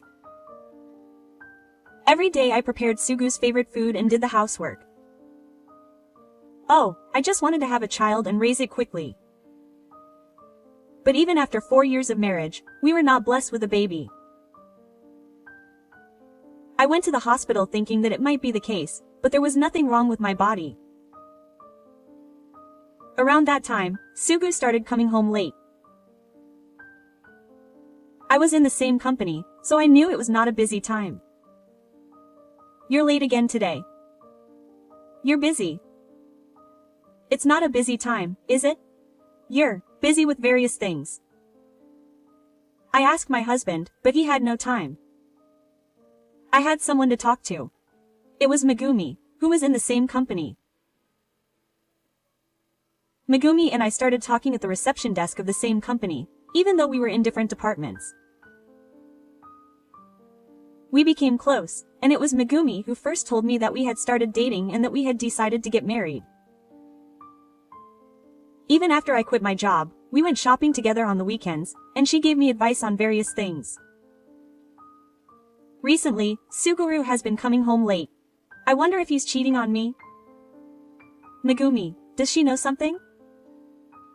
I thought I knew something because I work in the same company as Meguru. But Megumi is just busy at work. Recently, every department in our company is busy and everyone seems to be working overtime. Is that so? You're worrying too much. We're married now, so it's okay if you just wait and wait. But he's been acting cold lately. We don't go anywhere together on holidays. Even if I say we should go somewhere, he says I should go alone. I'm sure he's tired. I don't care. I don't care. After Megumi told me that, I decided not to question him even if he came home a little late or if I felt his attitude was cold. After that, my husband continued to come home late. And one day there was lipstick on his shirt. I checked the credit card camouflage just in case, and there was a name of a brand shop that I didn't think Hot would go to. It's a popular shop for bags and accessories. Of course I didn't get one, and we don't have any plans for birthdays or anniversaries in the future, so it wasn't a surprise. In the first place, he's not the type to do surprises. So this is definitely cheating. I couldn't sit still, so I confronted my husband as soon as he came home. You're cheating, aren't you? My husband twisted his face as if he was annoyed. Recently, you always come home late, and the other day you had lipstick on your shirt. Shut up. It was just something that happened when someone bumped into you on the train. Don't get so upset about something like that. That's not all. You also buy branded items with your card. Saying that, I put the credit card camouflage in front of me. Did you bother to look into it? Oh, no. He said it was like a stalker, so I questioned him further. Who did you give this to? A business partner. Lie. There's no way I would give such a gift. If I did, it would be written off as a normal expense. When I said that, my husband blushed and said, "You don't even know what a business transaction is. You're the one who's going to say anything. If I cheated on you, it's your fault." Why? Because you're infertile. You've been married for 4 years, and there's no sign of having a child. He even said that you must be in the wrong. That's not true, because I even had a checkup at the hospital. Then he said there was nothing in particular. But I doubt if that's true. Maybe she's hiding the fact that she's infertile from me. She's planning on having me support her from now on. You have 0 income right now, after all. She probably thought that if she kept quiet, I'd take care of her for the rest of her life. That's what a wicked woman would think. She's really right. Huh? Who is she? Is she the one he's cheating with? Why would you believe something a person like that would say? She's a woman too, so you know, right? What's going on? Of all things, my husband admitted to cheating on me. And he believes that you F more than me. That's terrible. I ran out of the house in shock at being cheated on, being treated as infertile, and not only that, being told that I had 0 income. Who do you think wanted me to become a full-time wife? More than anything, I was shocked that his feelings were not for me, but for the other man. He believed the words of the other man more than me, his wife. I immediately contacted Megumi on my smartphone and went to her house. When I tearfully told her about my conversation with Suguru, Megumi said, "Yes, finally, my affair has been discovered." Finally, I saw another new brand bag behind her. That's right. I'm sure she bought this brand item in her credit history. Huh? Megumi. This bag looks new. I asked casually. Well. It's expensive, right? If she bought it herself, she should know how much it cost, and I thought she would surely tell me about it. But I don't know. It was a gift. But it's fine, isn't it? It suits me well. What are you talking about? You suddenly started bragging and said it was a gift. Also, looking closely, the necklace Megumi is wearing now is also from a famous brand. I remembered that she was bragging about it the other day. I remembered that it was also in the camouflage history of Suguru's credit. Then, thinking about it, I realized that the time when she gave it out and the purchase history matched. No, that can't be. Thinking so, I asked timidly. Hey, who gave you the gift? Your boyfriend? Right, the person she's dating now. She had a boyfriend. I didn't ask her about it. She and I have always talked openly about who she was dating. But I don't remember hearing about Megumi starting a relationship. Well, it was always about Mimi. I always heard about Mimi's happy life. So I was always really jealous. Megumi's expression distorted as she said this. Megumi. Haven't you noticed? Who I'm dating? Her expression was completely different from what it was just now. You can't tell me that she's the one Suru is cheating on. I finally asked the question that was on my mind. It was just like that. It's too late to notice if you look now. I bragged about a lot of presents so that he could understand. I couldn't believe Megumi's story and asked her, why are we best friends? I was the one who liked him first. And then you came at me from the side. You're like a stray cat that finds its prey. Why did you pounce on it while I was off guard? What are you talking about? You're so rude. I've never heard that you liked her either. You took what others had, so you got what you deserved. You're infertile, aren't you? I feel sorry for you, because you said you wanted a child right away. If it were me, I'm sure I could have a cute child with him right away. Were you the one who put that strange idea into her? Strange idea? Ah, the one where infertility means you can't survive without your spouse taking care of you. That's right. Because that's exactly right, isn't it? I don't intend to do that. You know that, don't you? I get what you're saying. Anyway, if you don't get divorced, you can't marry me. You can just get rid of the infertility now. It's salt. Look. Megumi said, grinning. My train of thought couldn't keep up with the sudden truth and went round and round. I thought my husband had cheated on me, but it turned out to be my best friend. I hurriedly left Megumi's room. I couldn't trust anyone anymore. I was filled with such feelings. It was raining outside, but I walked through the city at night without worrying about getting wet. Then I divorced my husband right away.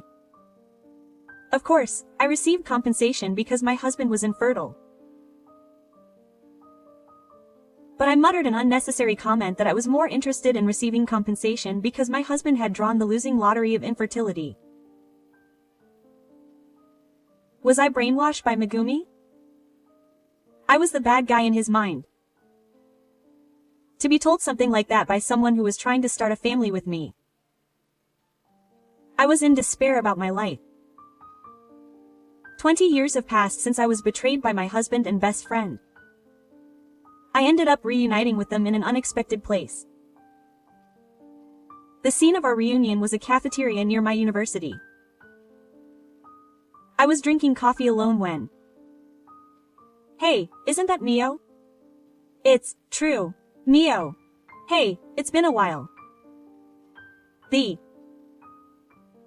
people who called out to me were my ex-husband and ex-best friend. What a shame. I looked over and saw them drinking coffee with a nonchalant look, but they're old ladies now. It's been 20 years. They were completely absorbed in it. Even those two are much older than they were before. It's only natural. How can they say such things while ignoring their own faults? Taking advantage of my silence, the two of them began to talk about their delusions. Being alone in a place like this means you're alone. An old lady, wow, that's not cool. You shouldn't say things like that. Because beauty is unattractive. It can't be helped that you're single. But it's so sad. On the other hand, we can't help but be happy. Oh, we have a daughter who is quite a genius. She's attending the medical school at that university. I only replied with one word when they said that. Wow. It doesn't really matter what path other people choose. But my reply was boring. My ex-husbands made even more strange suggestions. What do you think? It's so pitiful and inconvenient, so let's make it match our daughter. You'll realize that if you had a child, you would have a child like this. It has begun. They are the same people as they were 20 years ago. These two are the ones who betrayed me. Are they bragging about their children after destroying someone else's family? I think they should apologize to me first. Unlike you guys, I don't like to brag. Why do you think I'd brag about your child? I looked them straight in the eye again and continued. I have a child now too. remarried and gave birth to a child. Sour grapes. Well, anyone can say it. You don't have to lie just because you're embarrassed. I won't lie. It's not like getting married or giving birth makes you a big shot. I said that and showed them my wedding ring. I got divorced at the age of 29, but remarried a year later. At the time of my divorce, I was quite suspicious of people. I couldn't help it, since I was betrayed by two people close to me. I wanted to forget everything, so I decided to use my alimony money to go on a trip abroad. At that time, I didn't think about what would happen after that. I even thought that it didn't matter what would happen. But then I had an unexpected encounter. It was when I was traveling alone in southern Europe. The train I was riding on stood up due to an accident, and I ended up spending a long time on the train. English is the only language I can communicate in. I didn't understand what was going on because I couldn't speak English well. At that time, my current husband Yu, who happened to be there at the same time, helped me out. Yu had graduated from a foreign language university and was fluent in languages. Thanks to him, I was able to wait for the train to resume operation with peace of mind. He was on vacation and traveling in Europe. We talked about various things while the train started moving and arrived at the station, and became friends. After arriving at the station, he was worried about me and escorted me to the hotel. We became friends while sightseeing together as neither of us had any particular plans.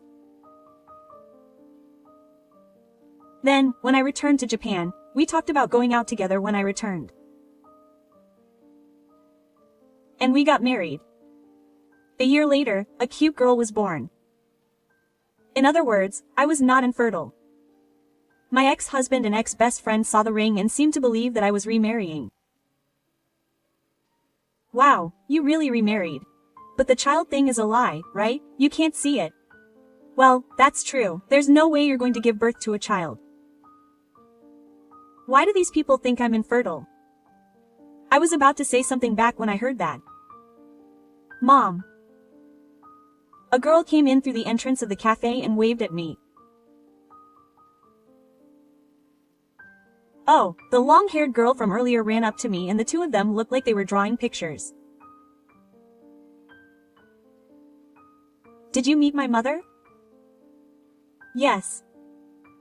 My ex-husband was shaken by our exchange. What, you really have a daughter? Ah. So you're saying she's your first wife's daughter? I denied it. No, you're not. No matter how you look at it, we're father and daughter. People have always said that we look alike. Yes, we look alike. My husband has a slender figure, but people often say that I look like him. Comparing our two faces, my ex-husband said that we do look alike. Well, my daughter is a genius though. After all, she's in medical school, so I told her. That's right, this girl is also in medical school. She's attending the medical school over there. We had plans later today and we were meeting up. Oh, my daughter is also in medical school at that university. That means they're attending the same university, my ex-best friend said, and my ex-husband added the same thing. But, my son should have better grades. Because he passed on the first try. I didn't say it all the time, but he passed just now. He also said that he became best friends with the smartest girl in his department, who was the freshman representative at the entrance ceremony, so I wonder if smart girls get along well with each other. Oh, that's a girl who came to the cafe. Oh, sorry to keep you waiting, Papa, it's Sake-chan. It seems that the girl was my ex-husband's daughter.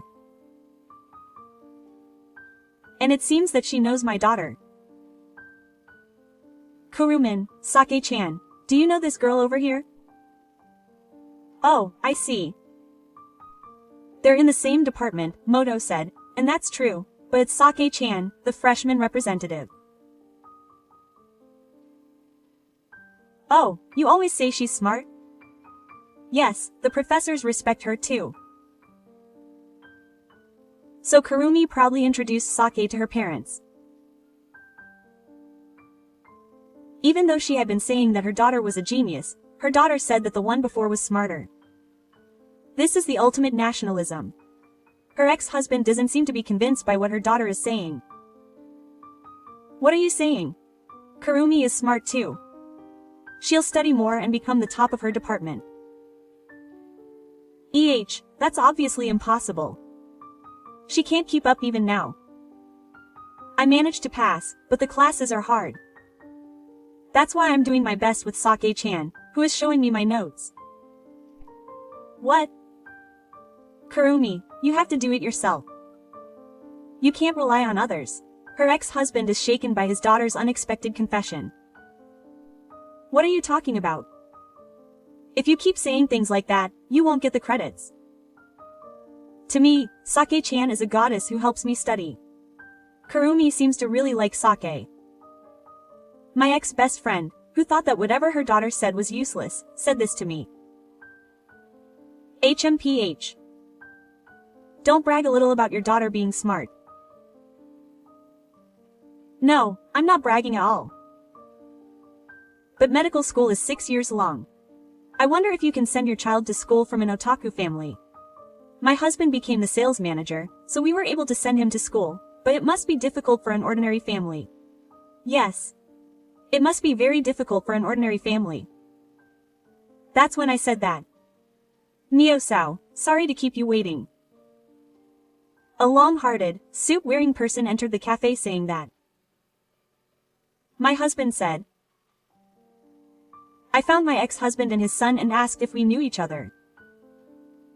Ah, Dad. This is my friend Kurumi-chan. And her parents. Nice to meet you. This is the father from before.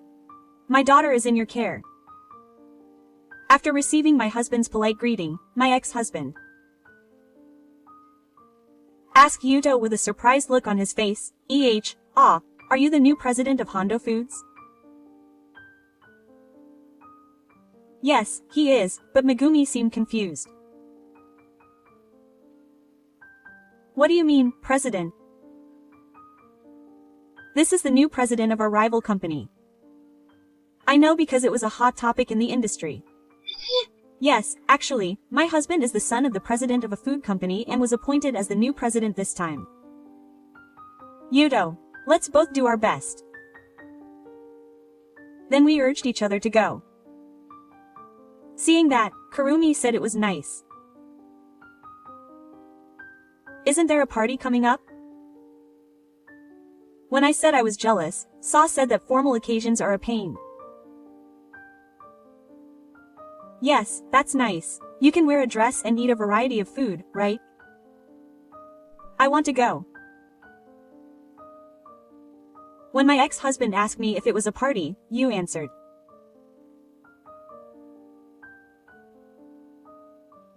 After this, I had an appointment, and my ex-husband was surprised and said this to me. Oh, you married such a rich person? The surprised ex-couple also seemed to be suspicious of the situation, and asked me, are these two old acquaintances? I answered that we were actually former best friends because we had children. Just saying this will get my husband's attention. I told my husband that I was in a bad position and that my ex-husbands had betrayed me. I didn't want to say we were a former couple here because our daughters are best friends. If I found out that my husband had been taken by my best friend, he would be shocked. But my ex-husband probably doesn't think about such things. When she was married to me, she was infertile and not very successful, but now she has a rich husband and a smart child, and she spat out, "Don't be here like this," bragging about it. Sake and Kurumi looked surprised when they heard that. Kumi, who understood our relationship, asked, "What, married?" Maybe Saki's mom was the one who Saki's dad was married to first. Mom used to brag about stealing her best friend's dad and marrying him, right? She's still a bit crazy to brag about stealing her dad to her daughter. I thought that was a lie from mom. But she really did steal my best friend's dad from my mom. It's disgusting. Kumi stood up and left the cafe without looking back. The child dismissed the former couple, and they were left behind in the cafe. And her husband said, "I see. That's what it was. Let's get out of here for now." Quote. And we left the cafe. After that, Kurumi apparently left the house. She seemed to feel sick after hearing about the couple's familiar relationship. That's understandable. And it's even worse when she found out that the other person was her best friend's parent. It's a disappointing result for my ex-husband, who always said he wanted children and boasted that his child was a genius. He called me Papa at the cafe and seemed to get along well, but now he's hated me. The ex-husband and his wife are on the verge of divorce. I don't feel any responsibility for it, but Megumi didn't like the fact that I became the wife of a company president and that our daughter is also a talented person. The couple always fight, saying that things weren't supposed to be like this. How dare she say that things weren't supposed to be like this after taking her husband away from someone else? Moreover, my ex-husband became the sales manager, but he treated his subordinates badly, so people kept quitting. It seems that he was pushed to the sidelines. And Kumi dropped out because she was worried about going to college with her parents' money. Still, she is working part-time and going to a beauty school with her own money to make a living. She originally liked fashion and actually wanted to go to a beauty school rather than a medical school. Sake is still as close as ever to Kumi, and she still comes to visit us. That's why I can find out information about my ex-husband naturally. However, to the blessing of the plundering woman, I am nothing more than a woman who remarried a rich man and left her balls behind. It is true that I was lucky to meet my current husband. But I am a little more proud of where I am now. After I got married, I joined a company run by my husband's family. Although I was an eco-entry worker, I was entrusted with a big project. I had originally attended a nursery school at a university. I loved children and aimed to become a nursery school teacher. However, as I began to do more and more things, I returned to a 4-year university after obtaining a nursery school teacher qualification when I graduated from the university. I got a job without any connection to my nursery school teacher qualification and met my ex-husband. However, when I married my current husband, my sealed nursery school teacher qualification came to life. My husband's company decided to create an in-house nursery school, and I became the person in charge of it. A famous food company created an in-house nursery school, and the initiative to make it easier for employees to work attracted a lot of attention from the public. My daughter, who entered medical school, also graduated from this nursery school. Being able to raise my daughter while working was a big thing in my life. After that, I successfully passed the national exam. I was finally able to achieve my long-held wish. He is currently working at a hospital as a trainee. He seems to be very busy, but he says he is very fulfilled. I am currently in Singapore. Due to my husband's work, I had dinner with the CEO and his wife of a client company. I am taking advantage of the fact that I am overseas and visiting tourist spots in my free time to enjoy myself in my own way. Since I married my current husband, I have come overseas like this often, and each time I enjoy the food and popular spots of the country. In my first marriage, we didn't have children and spent my days at home, but now I have many opportunities to go to various places and it is quite fulfilling. I am planning to go to France next month and visit some art museums.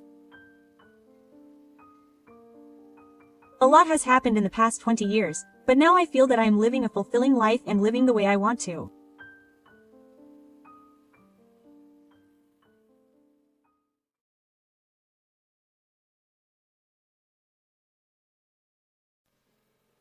Isn't it embarrassing to be a bride? My husband treats me so arrogantly that I wonder if he feels like a hero in a drama. It's not nice to protect your beloved wife from your mother-in-law. The days of enduring and enduring are over. It's time to fight back. My name is Miyu. I'm 35 years old and my friends told me I'm lonely when I told them I have no hobbies. But I do have a lot of fun, like joining in on my friends' hobbies. Even today, I'm planning to go to a recently opened Japanese restaurant with a friend who is about 30 years older than me. I'm looking forward to it. Now I'm able to live my private life like this, but when I was in my 20s, I didn't have the luxury of doing that. The reason is that my husband, who I just got married to, was a very troublesome man. When we were dating, my husband was kind and reliable. He was like a very reliable man, but some people change after marriage. Unfortunately, I couldn't see through my husband's true nature. Why do I have to work anymore? When I wake up in the morning, my husband complains before saying good morning. He says he hates going to work. A child who hasn't done his homework. I'm hearing negative words on a refreshing morning. I'll work with you. If you do, it will reduce the burden a little, and you can take a little rest and relieve stress, but you stay at home all the time on your days off. Maybe that's not good either. Shut up. You don't understand the feelings of a working man. Daichi, there's no way you can do your job properly when you go out into society. Be a full-time housewife. I'll support you. I used to work outside before I got married, but I was even a full-time manager. My husband told me that if I get married, I want to stay at home and support him, so I'm just a full-time housewife for now. The fact that my husband is supporting me is a completely fictional story. My husband keeps saying rude things to me, even though I didn't ask him to let me stay at home. Oh, I want you to support me too. If I were a woman, I could have an easy life. Men are stressed out in the outside world. You probably don't understand because you're just a housewife. My daily routine is to listen to my husband's complaints and grumble, get up early to make a lunch for him, and see him off as he heads off to work.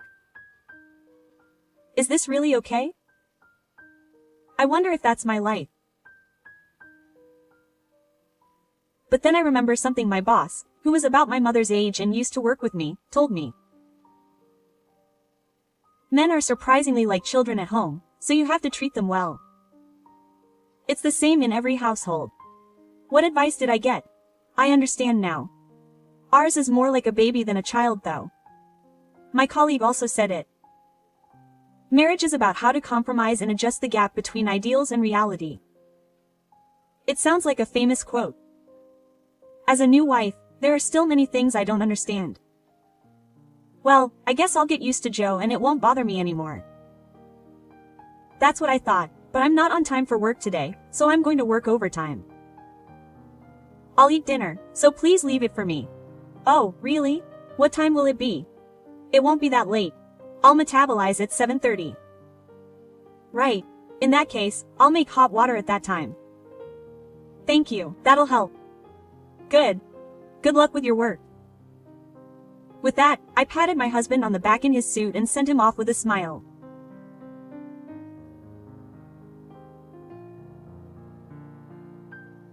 He also waved goodbye, but that night he didn't come home until 7:30 or 8 p.m. I called him on his cell phone, but there was no sign of him answering.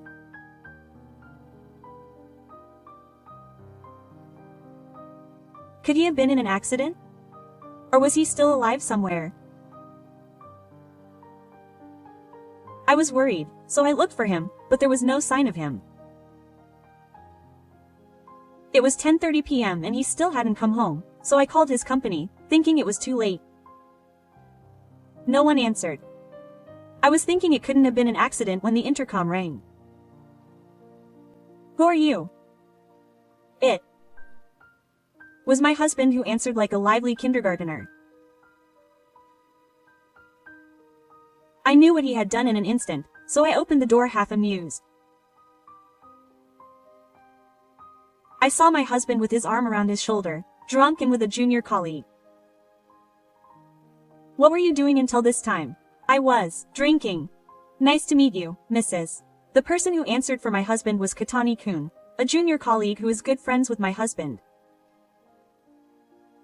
By the way, this was not our first meeting, and we had met once before, as my husband's fiancé. Well, there's no point in denying what a drunk person said. Katani, let's drink until the morning today. With that, my husband encouraged Katani-kun to stay at our house. You've had too much to drink. Katani-kun will call a taxi, so it's my home. Can you tell me the address?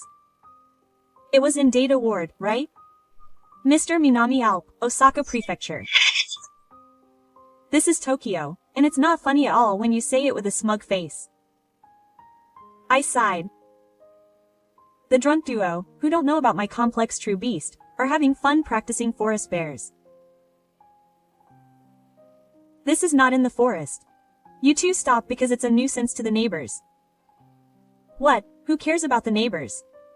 He said that and tried to push me away. By the way, he didn't have much strength because he was drunk. He was the one who was staggering. Yuki, I'm going to stop Katani at my house today. Ha, I'm not prepared for that. I feel bad for Katani-kun, but I'll have him take a taxi home. What a horrible guy. Turning away someone who's feeling so bad. Get rid of your cloak, you demon. My anger disappeared somewhere as the insults continued without any drop in my pulse, and only a feeling of annoyance remained. The Arasawa men, who are less intelligent than the Kansai kids, started to sing the theme song from Anpanman with joy. After a lot of pushing and shoving, I ended up getting told off by them, and I had to leave Katani-kun at home. There may be no one more powerful than a drunk who can't understand a conversation. I somehow managed to carry the two of them, who didn't even try to take off their suits or take a bath, to the guest bedroom and put them to bed, and it was after 2 a.m. when I finally fell asleep. That's because Katani-kun was so drunk that he got sick and made a mess on the floor, so it took a long time to clean it up. The dinner I had spent so much time making ended up in the fridge, and of course I skipped the meal because I had planned to eat it with my husband. It was a terrible day. The next morning, Tani-kun and my husband woke up completely hungover and exhausted. The suits of the two men who had come over yesterday were tattered, but the men who were wearing them looked like rags. I wanted to give them a piece of advice, so I coldly said, "You two drank a lot yesterday. Keep it moderate, quote." My husband came over to me with a straight face and asked me why there was no miso soup. I couldn't help but say something stupid. You know better than anyone that Katani and I were drunk. Miso soup is a standard for hangovers, so why didn't you prepare it? You're inconsiderate. My husband sighed and said, "Yo." Maybe because he was feeling unwell, his lazy attitude was even more irritating than usual, and I was annoyed. How dare you say that after suddenly coming home by yourself? I won't let you say you don't remember how much I took care of you guys yesterday. We could have slept well on our own without you taking care of us. We're grown-ups after all. Who the hell are you talking about? Even when I asked him, he couldn't even tell me his own name, but instead gave me the name of a gravure idol. Husband exchanges glances with Ko-kun as if to say he doesn't remember that. Katani-kun probably remembers a little bit, since he got sick on the way. He glances at me and looks away in embarrassment. Seeing her attitude, it seems that my husband, who seems to have no memory of Sakuya at all, has also made a mistake. Well, men are all kinds of things. With those empty words, my husband tries to pretend Sakuya never happened. He doesn't apologize for what happened last night, nor does he thank me for getting up early because I was sleep-deprived and preparing some light shopping for breakfast. He sits at the table as if it's the most natural thing in the world, and quietly devours his meal with Katani-kun. I'm so annoyed. After that, my husband didn't go out drinking for a while, and continued to work hard. Maybe he was just regretting it, but he didn't say it. Not at all, I can say with certainty. Because after that muddy water fire, my husband became a more selfish husband than ever before. I don't want dinner today, so are you going to a bar? A drinking party? No, I'll come straight home. I'm just busy at work and I don't have an appetite. It's not good to not eat. I'll eat lunch, so it's fine. Please don't prepare dinner. Okay, I understand. On the night of that exchange, as soon as I got home, my husband said this first thing. I'm hungry. I had a bad feeling, and my smile froze when my husband asked me about dinner as expected. I haven't prepared anything because you said you didn't want it in the morning. Wow. Your mood is different from the morning, so be prepared to respond flexibly. Then don't say you don't want it. I thought you didn't want it at that time, so it can't be helped. I'm hungry now. There's a convenience store right there, so why don't you just run over? You're a hardworking housewife, so you can make something with what's in the fridge. All I have is ice. Shall I win and serve it? He usually complains when I make simple food. My husband started to say something to me, but then shut up. On the day when I was feeling unwell, my husband said something simple would be fine, so I served him udon, but he got really angry and said I was cutting too much effort. And he said things like, make me some cold Chinese noodles for Sunday lunch, it's fine. I want a hamburger steak tonight, it's fine, it's fine. He goes overboard with that. It's actually a lot of work to cut up the Chinese noodles and make mycelium eggs. Do you think there is such a thing as a simple hamburger steak in this world? Shall I just mix some minced meat and eggs together and put it in the microwave and serve it? My husband, who doesn't cook at all, didn't understand how difficult it is. So even if I made 12 dishes here with what was in the fridge, he would probably just say something nasty like, as a housewife, you should think about it a little more when you cook. If people complain whether you cook or not, then there's no point in cooking. In this way, our couple's income increased every day. Although reality and ideals are different, I didn't expect something like this. One day, the word divorce started to pop into my head. My husband asked me to stay at his parents' house for New Year's. His parents' house is a single-parent household, and his mother-in-law lives alone. My husband believes that he is a parent because he got married, and thinks that spending New Year's with his wife is also a way to make his mother-in-law happy. He doesn't seem to be in contact with his mother, so he seems like an extremely half-hearted parent.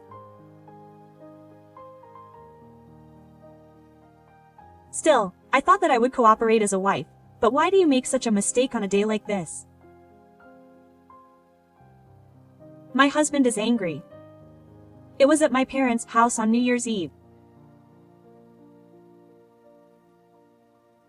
I was asked by my husband to do the housework instead, but in fact, I had a bad day about 2 weeks before and had been bedridden for a while, so my body was completely exhausted even after the illness had started. So I'm sure it was because of my lack of physical strength. I accidentally fell over while carrying the food that my husband ordered and the contents fell over. I think one of the reasons was that I couldn't see my feet in an unfamiliar house. My husband looked like he was going to hit me. It's true that I was in the wrong, but I couldn't accept that my husband, who knew that I was a homebody and didn't help me with anything but just played with his cell phone or was glued to the TV, should have been the one to miss me. You always cut corners on meals, you're inconsiderate, and I'm letting you be a full-time housewife, so what's this about you?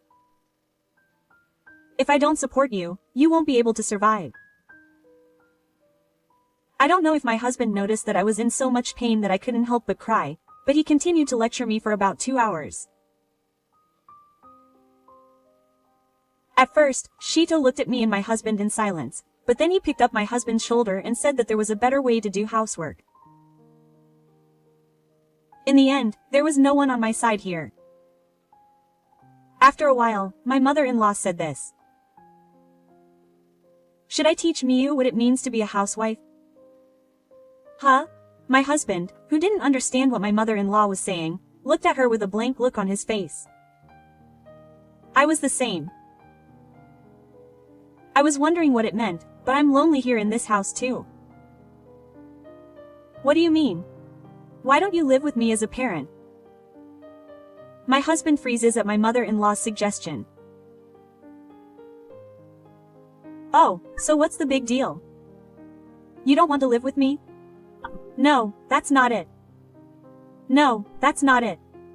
You're always saying you're my parent, but that's all you're saying. I felt an invisible sigh in my mother-in-law's words. It was probably my husband. He had the power to say that we'd definitely live together. My husband suddenly became stern. It can't be helped, since he was the one who was trying to appeal to me as a parent. No, I thought he was joking, but I had no right to refuse in this situation. Before I knew it, the conversation progressed and it was decided that Shito would live in our house from the beginning of the new year. Oh, is this a straight path to divorce, refusing to divorce? But the situation was far beyond my imagination. Oh, why is there no bathtub already? My husband, who came home an hour earlier than usual, blamed me. You're the one who came home suddenly and early without any notice, weren't you? You're always ready. Is it my fault? Did you hear, Mom? This guy justifies his failures like this every single time. It's been a month since he started living with his mother-in-law. My husband blames me when there's something he doesn't like. That's not something that's new. Now my husband has started to involve my mother-in-law. You should always assume what the other person is thinking. Right? Look. Mom says I'm right. I said that. There's no doubt that Shito is not on my side.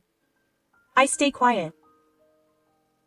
This happened often, and my husband was more slapped than ever before. His choice was right. He acts as if there's no way it could be wrong. He even blames me for things that only he would notice, like why he didn't polish his commuting gear when it was dirty.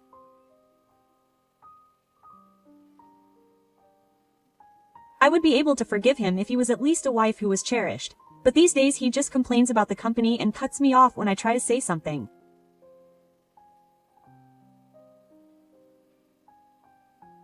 I often cling to my mother-in-law and ask her to listen to me.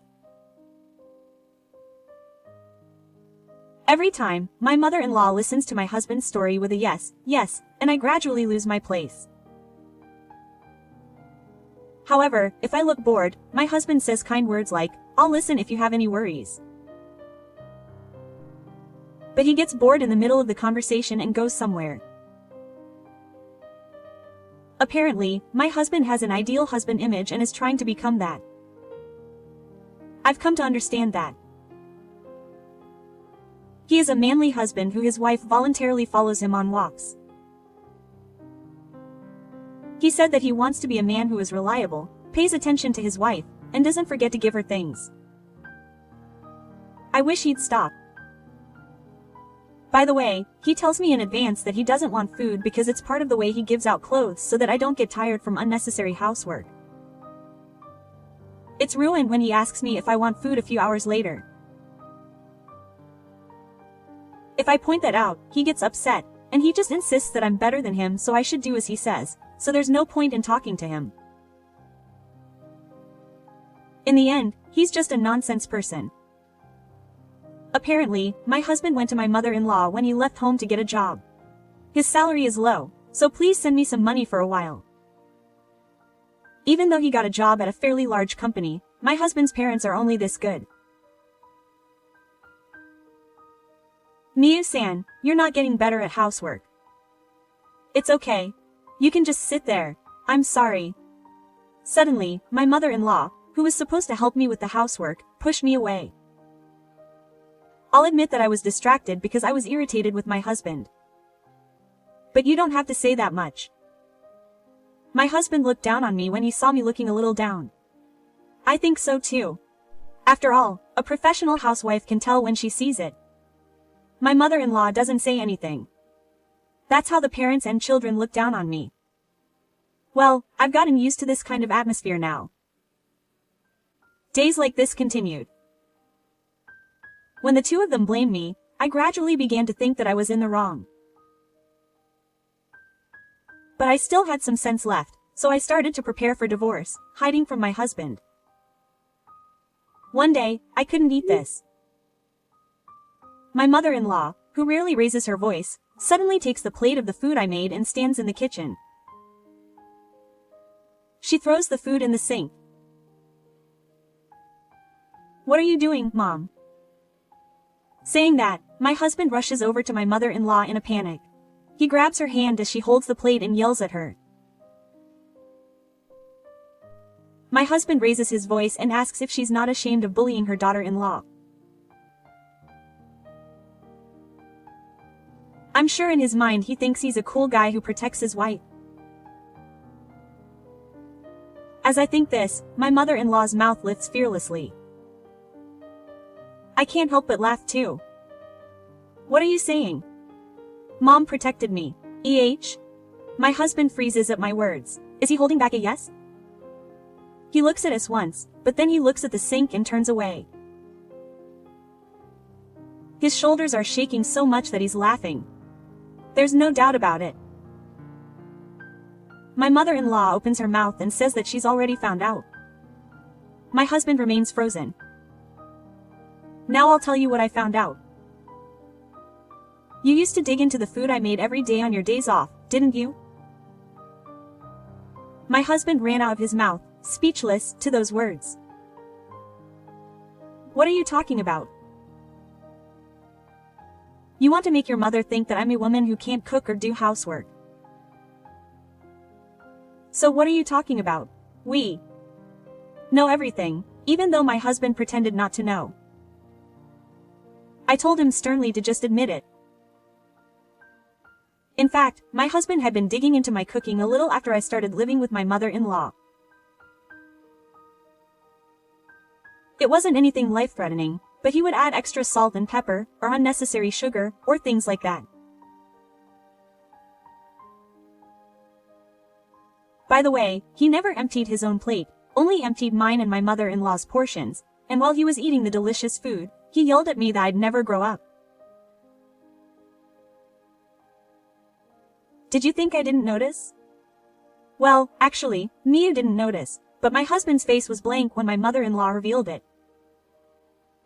To be honest, at first, I didn't care when you told me that my cooking was bad or that I was inconsiderate. I thought it was just because it didn't match your subjective opinion, and it was delicious when I ate it myself. But one day I realized that my cooking was really bad, and I was worried about whether you were right or not, and my sense of taste. My mother also scolded me for being bad, and I was getting depressed, but one day my mother told me. My husband was a little trembling as I smiled as I told him that. I don't know what she really meant, but maybe she was scared of me. I saw you digging in the kitchen for dinner. Immediately after that, my husband collapsed on his knees. It was like he was admitting what I and my mother-in-law were saying. That's why my mother pretended that I couldn't do housework and kept me away from the kitchen. What? My mother let me get away with it. With no one in the kitchen, it was easier for the culprit to dig. Of course my mother was on the lookout, so she even took a video of the culprit digging, which is a lie, right? My mother-in-law went to join my husband, who was in despair, and said that she had a feeling from the beginning that you didn't care about Miyu. My husband retorted, what do you mean? When you came to our house for New Year's, you were always complaining about Miyu. It wasn't really a complaint, it was just guidance. In that respect, you're just like your father who got divorced. Well, that person, as well as my mother-in-law, loved her daughter-in-law. I was made to cry a lot. It was a different time. We were in the countryside, so my parents were against it, saying it would be shameful to get divorced even though we had children, and it was a hard time. Your father said the same thing about me, not getting married. He said it was for my sake. It would be one thing if it was just a case of rain and sticks, but we were all so ignorant. Even wives love each other. So maybe the reason my mother wanted to come to Tokyo was because she wanted to know how Miyu was. I couldn't help but smile at Shito's words. My mother-in-law spoke harshly, probably because she spoke in a slightly different dialect, but she actually helped me a lot behind the scenes. For example, when I was feeling unwell, she would tell me to just sit down because she couldn't do anything, but she did all the housework. When my husband is away on a business trip, I do all the housework, so I get sick easily. She said that and ordered pizza with her own money. She told me to live without preparing meals. My husband groaned, thinking that my mother was not on my side.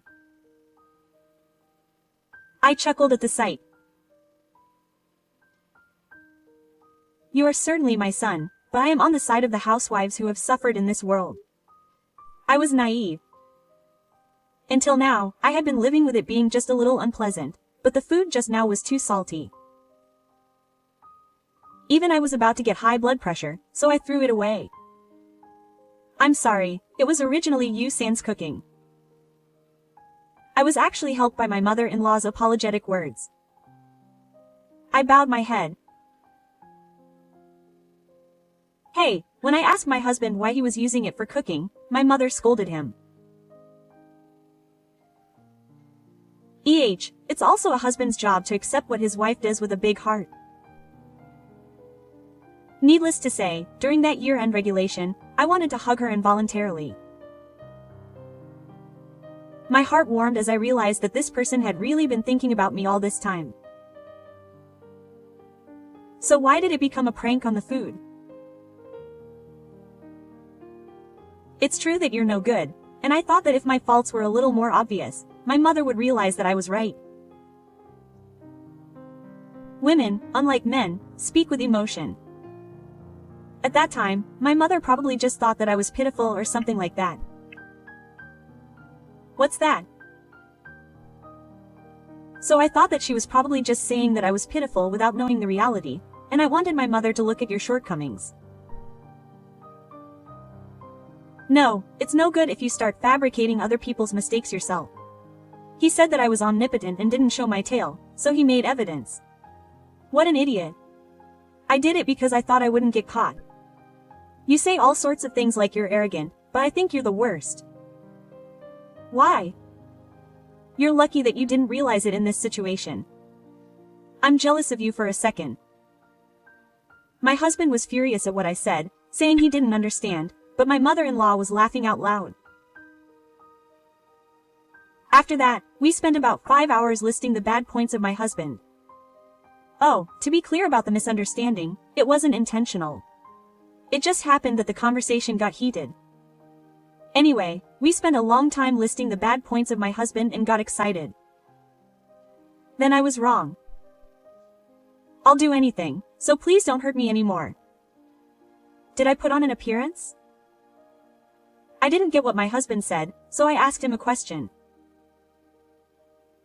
Shito laughed and said, I didn't mean to, but it seems like you hurt me without my permission.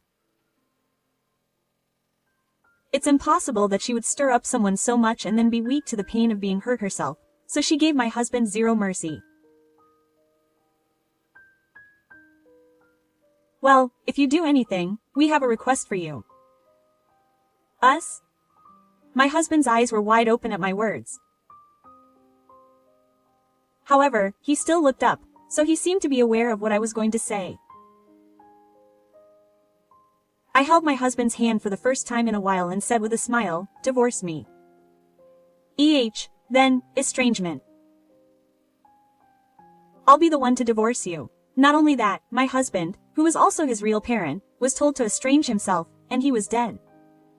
Did I do something?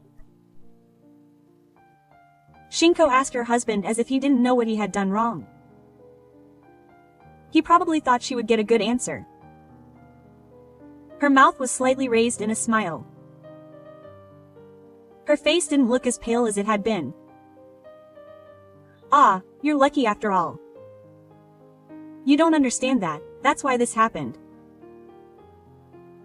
With that, my mother-in-law and I left my husband. After that, my husband said he didn't understand why his real parents were always tying him to his neck. Maybe he couldn't accept being excluded.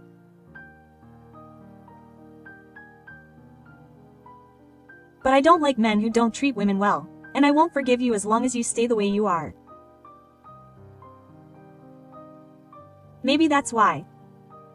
My husband told me, I've always treated you well. You know that, don't you? And was reluctant to divorce me. No, even if you did treat me well, I wouldn't have been able to tell anything, so I'm sure you're just thinking that you treated me well because you're taking all of those complicated feelings into account.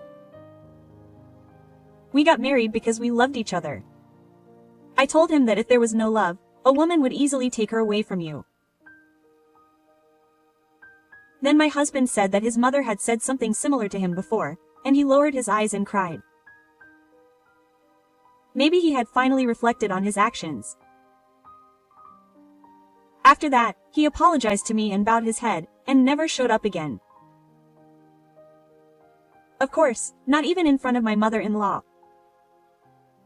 After I got divorced, I left my husband and, as a reaction to being a full-time housewife, I went to many interviews and started working normally. To be honest, I had a lot of unpleasant experiences at the interviews because they said a lot of things about my gap in society, but my current company doesn't say anything like that, and since the president is a woman, she laughed it off by saying that a woman's life is full of ups and downs. By the way, the president also got divorced because of an affair. Many employees have had similar experiences, and thanks to that, it's easy to work there because you don't have to be judged. Now I think that maybe it's because the president has experienced many failures that he has created a good work environment. After I broke up with my husband, we became friends. Why did that happen? No, there's no reason. I like the way my mother-in-law tried to protect me, and when I talked to her, she was a wonderful person who, although she had a harsh tone, made my heart feel at ease. We have a surprising amount of hobbies, and we both like handsome men. We sometimes get excited watching movies of popular actors together. Of course, she is my ex-husband's mother, but so what? We became friends through that encounter. And she has seen my struggles up close and understands them better than anyone else. She is a wonderful friend. There may be pros and cons, but that doesn't matter to the two of us. Today, I went to a delicious restaurant with my ex-mother-in-law and we talked about the dramas we recently watched. We have such fun days. We are even planning to go on a trip during the next long vacation. I don't have any hobbies, but my friend who takes me out of my daily life has become a treasure. It was a difficult experience, but now it is a precious memory of mine.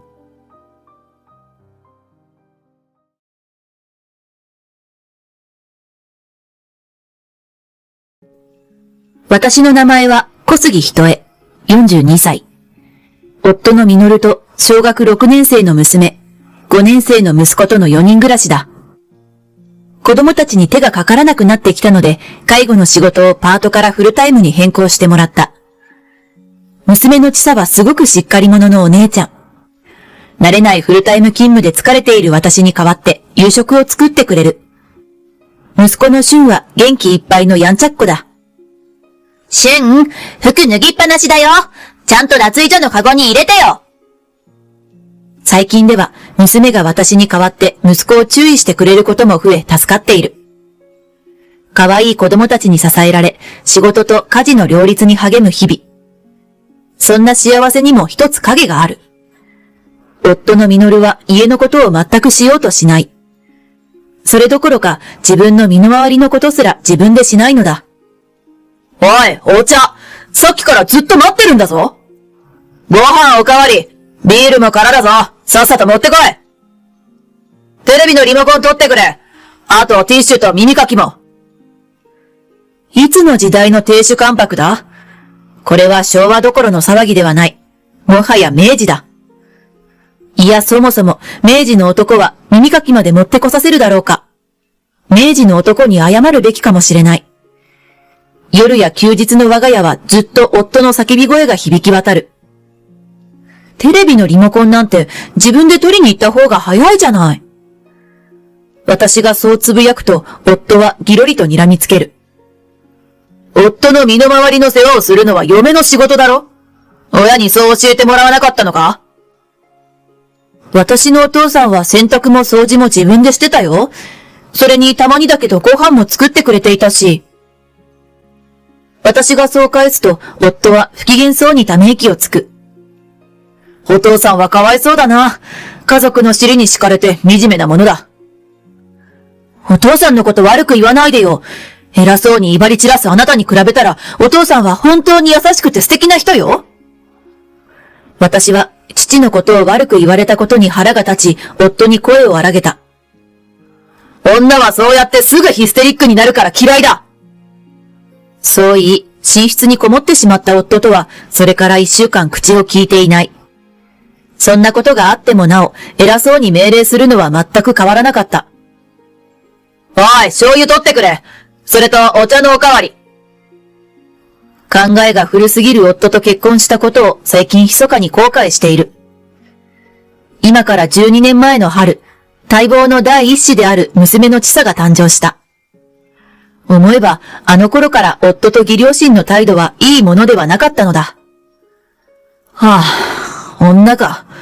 まあ、二人目に期待すればいいさ。夫はそう言い、娘の誕生をあまり喜んでくれなかった。まあ、まだ二人とも若いんだから、そんなに気を落とすことないわよ。義母の夫への謎のフォローが今もぐさりと突き刺さっている。気なんて落としてない。お母さんも生まれた時、女で残念がられたんですね、と言ってやればよかった。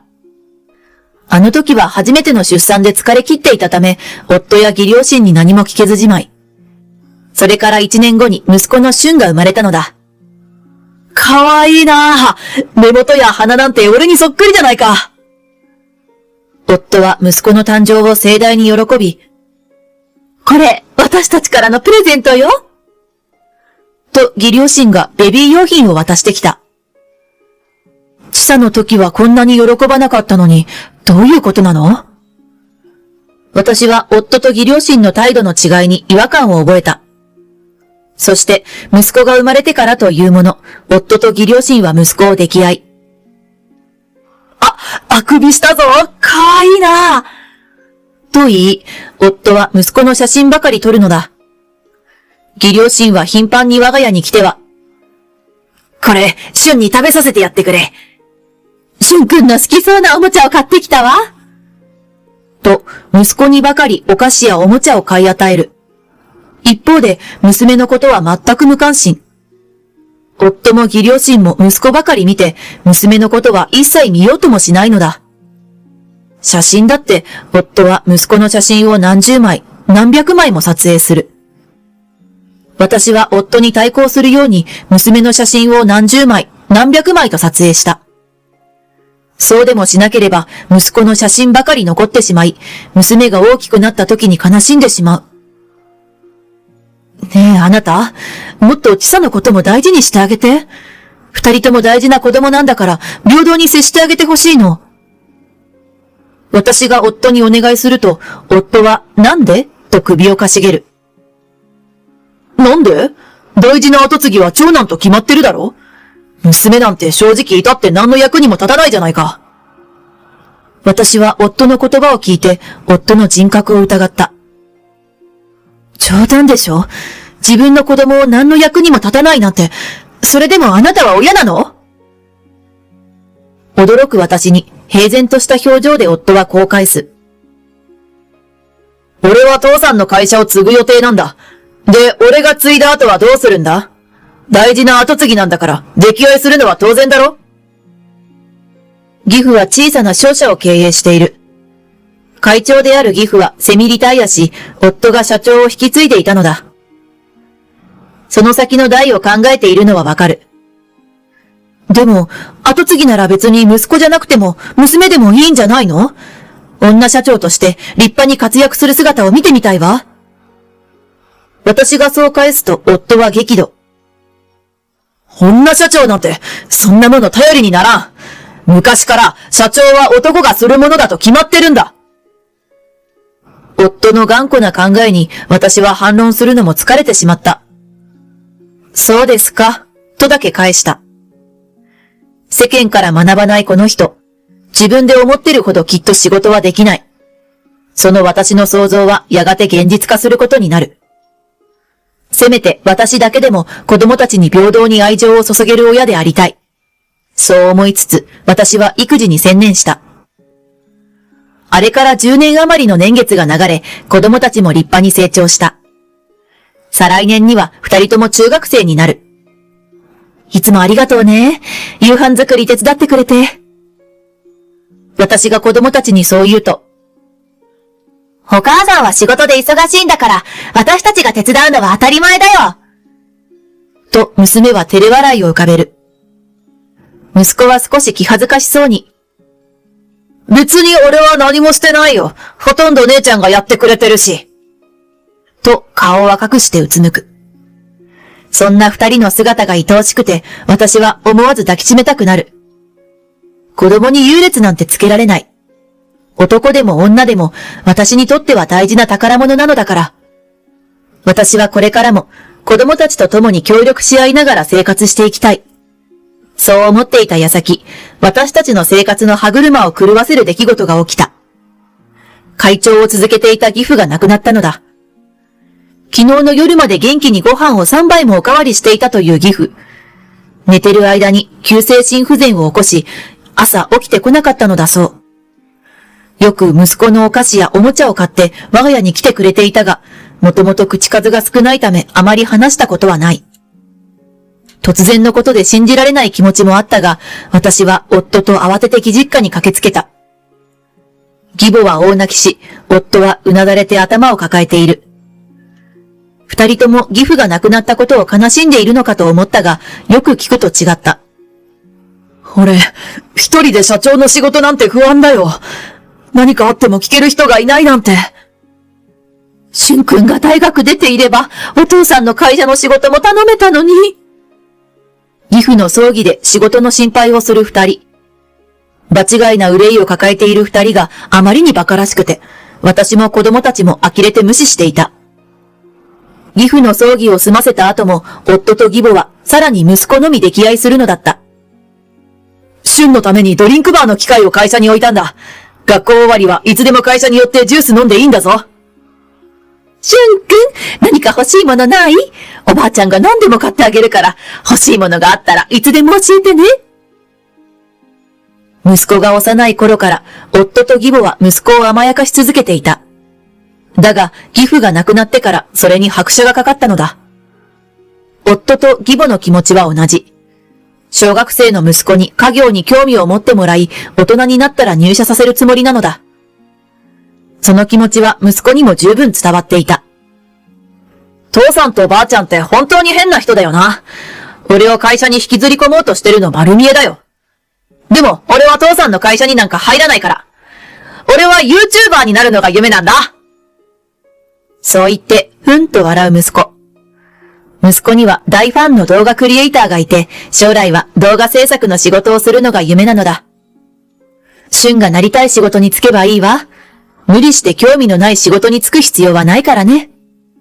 私はそう言い、純粋な気持ちで息子の夢を応援している。子供には夢や希望があり、大人が子供の夢を左右するものではない。私は息子の意思を尊重し、夫や義母のことは気にしないと決めた。夫と義母がいくら会社に足を運ぶよう働きかけても、息子は堅くなに興味を示さなかった。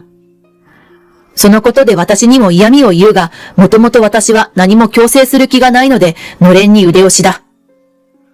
私から見れば当然のことだ。子供は家族も世間もよく見ていて、自分なりに大人を評価している。夫と義母がついに痺れを切らした。長男なんだから、親の仕事に興味を持つのは当たり前のことだろ？なんでドリンクバーの機械まで導入したのに、あいつは俺の会社に来ないんだ？こうなったら意地でもうちに招いて会社のことに興味を持たせるわ。まあ、こんな会話が交わされたのだろう。夫と義母は作戦を企て、学校終わりの息子を学校の前で車で待ち伏せするという手段に出た。おばあちゃんの家に行きましょう。今日はお泊まりよ。そう言い、義母が強引に息子を車に引きずり込んだのだそうだ。やだ！今日は友達とゲームするんだ！と叫ぶ息子を無理やり義実家へ連れて行き、いろんな写真を見せた。お父さんがグアムに行った時の写真よ。会社からこうやって海外旅行に行けるの。しゅんくんはどこの国に旅行してみたい？義母が見せたのは会社の親睦会で夫が海外へ行った時の写真。俺、海外なんてよくわからない。そういう息子に義母はさらに質問する。じゃあ、今一番行きたい場所は？どこでもいいのよ。遊園地や動物園でも。すると息子は叫びながら立ち上がった。俺が今一番行きたいのは友達の家！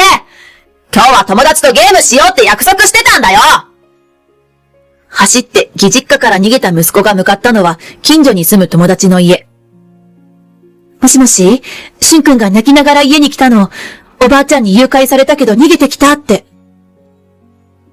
友達のお母さんから連絡を受けた私は慌てて息子を迎えに行った。おばあちゃんなんか大嫌い！父さんも姉ちゃんや母さんのことバカにするから大嫌い！泣き叫ぶ息子を見て、私は義実家のことを心の底から憎んだ。子供をこんなに追い詰めてまで会社の相続を優先するのか。しかも男の子だというだけで。ごめんね。大嫌いなお父さんと無理に一緒に生活させてしまって。これからはお母さんとお姉ちゃんと3人で暮らそう。私がそう言って息子を抱きしめると、本当に？と息子は笑顔になった。頑固親父に醤油やティッシュ渡さなくていいの？お茶入れたり、ご飯のおかわりもしなくていい？うん。これからは自分がしてあげたいと思う人にお茶を入れたり、ご飯のおかわりをしてあげてね。私がそう言って微笑むと、息子は、やったー！と大きな声を上げた。私や子供たちに身の回りの世話をさせて、ふんぞり返っているあなたとの生活は限界です。シュンも、あなたとはもう一緒に暮らしたくないって。だからこれにサインしてちょうだい。本当はもっと早くにこうすべきだったのだ。俺は別にお前と別れても構わない。でも苦労するのはお前だぞ。介護の仕事なんて給料安いし、子供2人抱えて生活できるのか？私はそう言って馬鹿にする夫を無視し、私たちの心配はいいから、さっさとこれにサインしてちょうだい。と離婚届を突きつける。なんだよ偉そうに。まあいい。どうせ後々苦労するのはお前なんだから。夫は一人でブツブツ言いながら離婚届にサインをした。息子が逃げ出したのがよほどショックだったようですんなりだった。慰謝料よりも離れることが最優先だ。私は夫に話していなかったが、介護のスキルアップにチャレンジしていたのだ。ケアマネジャーの資格を取得し、訪問介護事業所の独立開業を目指してさらに勉強を重ねていた。夫との離婚後にはサービス提供責任者として訪問介護事業所を開業した。子供たちに支えられつつ一生懸命仕事に打ち込んだ。離婚から5年という年月が流れ、子供たちは高校生になった。私、高校出たら通信会社で事務の仕事をしようと思ってるの。早く社会に出たいし、高校で専攻したパソコンの技術を会社で活かしたいから。俺は専門学校に行って動画やゲームの制作に関する勉強がしたい。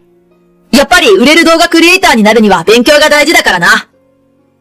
子供たちはそれぞれが希望する進路に向けて高校生活を送っている。そんなある日、離婚してから音沙汰がなかった元夫と義母が唐突に我が家にやってきたのだ。会社が倒産しそうなんだ！助けてくれ！私と会って開口一番に叫ぶ元夫。どういうこと？何があったの？それと私に何の用？戸惑っている私に義母が説明する。ミノルが会社で失態をしちゃったのよ。取引先の社長が女社長に代替わりして。義母からそこまで話を聞いただけで、私には話の続きが分かった。女社長なんて頼りないな。そんなのでうちとの取引大丈夫？とでも言ったんでしょう。すると元夫が目を丸くして驚く。なんで俺が言ったことお前が知ってるんだよ。知らないけど手に取るようにわかるの。それで大事な取引先を失ったってこと？すると義母が言いにくそうに。それだけじゃないのよ。と言葉を続ける。ミノルが会社の女性社員ばかり首を切ったのよ。女は使い物にならないからって。そのせいで取引先への対応が遅れて、先方がカンカンになって契約を切ったの。女が嫌いだから？私が元夫を睨むと、毅然とした態度でこう言った。だってあいつらのせいで先方への連絡ミスや資料の間違いが起こってるんだ。原因は全部取っ払わないといけないだろ？すると突然義母が泣き出した。先方への連絡ミスも、資料作成も、結局ミノルが起こしたミスなのよ。それを全部女性社員に押し付けて、その上首まで切るなんて。母さんは黙ってろ。とにかく、俺は悪くない。あいつらが使い物にならないのが悪いんだ。醜い言い訳をこぼす元夫に、私はため息しか出ない。とにかく、他人の私には関係ない話です。取引先を切られても、不当解雇の労働争議が起きたとしても、自業自得です。会社のことはお二人で決めてください。それじゃあ。私がそう言って玄関の扉を閉めようとすると、元夫が、待ってくれと止める。俊はもう高校生だろ？高校を出たらうちの会社に入社してくれないか？俊の力を借りて会社の経営をなんとか立て直したいんだ。一体何を期待してるの？まだ世に出てない俊が会社立て直せるわけないじゃない。そんな勉強もしてないし。私がそう言って振り向くと、すぐ後ろで息子が元夫をじっと見つめていた。俊、久しぶりだな。高校を出たら父さんの会社に入らないか？目を輝かせて息子に声をかける元夫に、あんたたち誰？と冷たく言い放つ。誰って、俺はお前の父親だぞ。この数年で親の顔も忘れたのか？焦って息子の肩をがっしり掴む元夫。息子は穏やかな笑顔でこう返した。俺は母さんと姉ちゃんのおかげでここまで育ったんだ。そういえば昔、茶入れろ、ティッシュ取れって、口やかましいおじさんがうちに居候していたね。息子の穏やかな笑顔に元夫は何も言い返せず、その場で膝から崩れ落ちる。俺は、一家の大黒柱として、お前たちを守ってきたというのに、居候弱わりなんてあんまりだ。すると、部屋の奥から出てきた娘が元夫にとどめを刺すようにこう言った。一家の大黒柱なら、子供の性別関係なく平等に愛情を注ぐのが普通でしょ？私が付き合ってる彼は私のこと、女だからって見下したりしないよ。私は娘に交際している彼氏がいることを初めて知って驚いた。付き合ってる人がいるなら私に教えてくれたらよかったのに。恋人同士ならお互いを大事にし合うのは当然よ。で、どんな人なの？恥ずかしくて言い出せなかったのよ。彼はそこのおじさんみたいに大事なパートナーに偉そうに指図しない優しい人よ。私たちの会話を聞いて呆然としている元夫に息子が笑顔で手を振る。おじさん、元気でね。頑張って自分の会社立て直してね。自分の子供たちにおじさんと呼ばれたのがよほどショックだったのだろう。あれから元夫が家に来ることはなくなった。元夫の男尊女卑志向により経営困難を迎えた不動産会社。数ヶ月後、会社の前を通ると、そこはどこにでもありそうな整骨院に姿を変えていた。会社が廃業したのか、裏の路地にでも引っ込んだのかは調べる気もない。だが、いずれにせよ、追い込まれた元夫と義母が、今どこで何をしているかは知らないし、関心もない。私は高校を卒業して社会人になった娘と、専門学校へ進学した息子と幸せに暮らしている。最近では、娘が交際している彼を我が家に招くことが増えた。いらっしゃい。ゆっくりしていってね。ありがとうございます。お邪魔します。よかったらこれ召し上がってください。あら、駅前のケーキ屋さんのプリンね。私これ大好きなのよ。お茶と一緒に出させてもらうわね。元夫と違い、貧困法制な好青年。彼と娘の恋路を見守ることも私の楽しみとなった。娘は私の介護事業所を大きくすることに興味を持っている。そして息子は姉が社長になるなら手伝ってもいいということもある。男尊女卑の元夫の息子が今度は女社長を手伝うとしたらそれも愉快だ。息子もまた愉快だと思っているのだろう。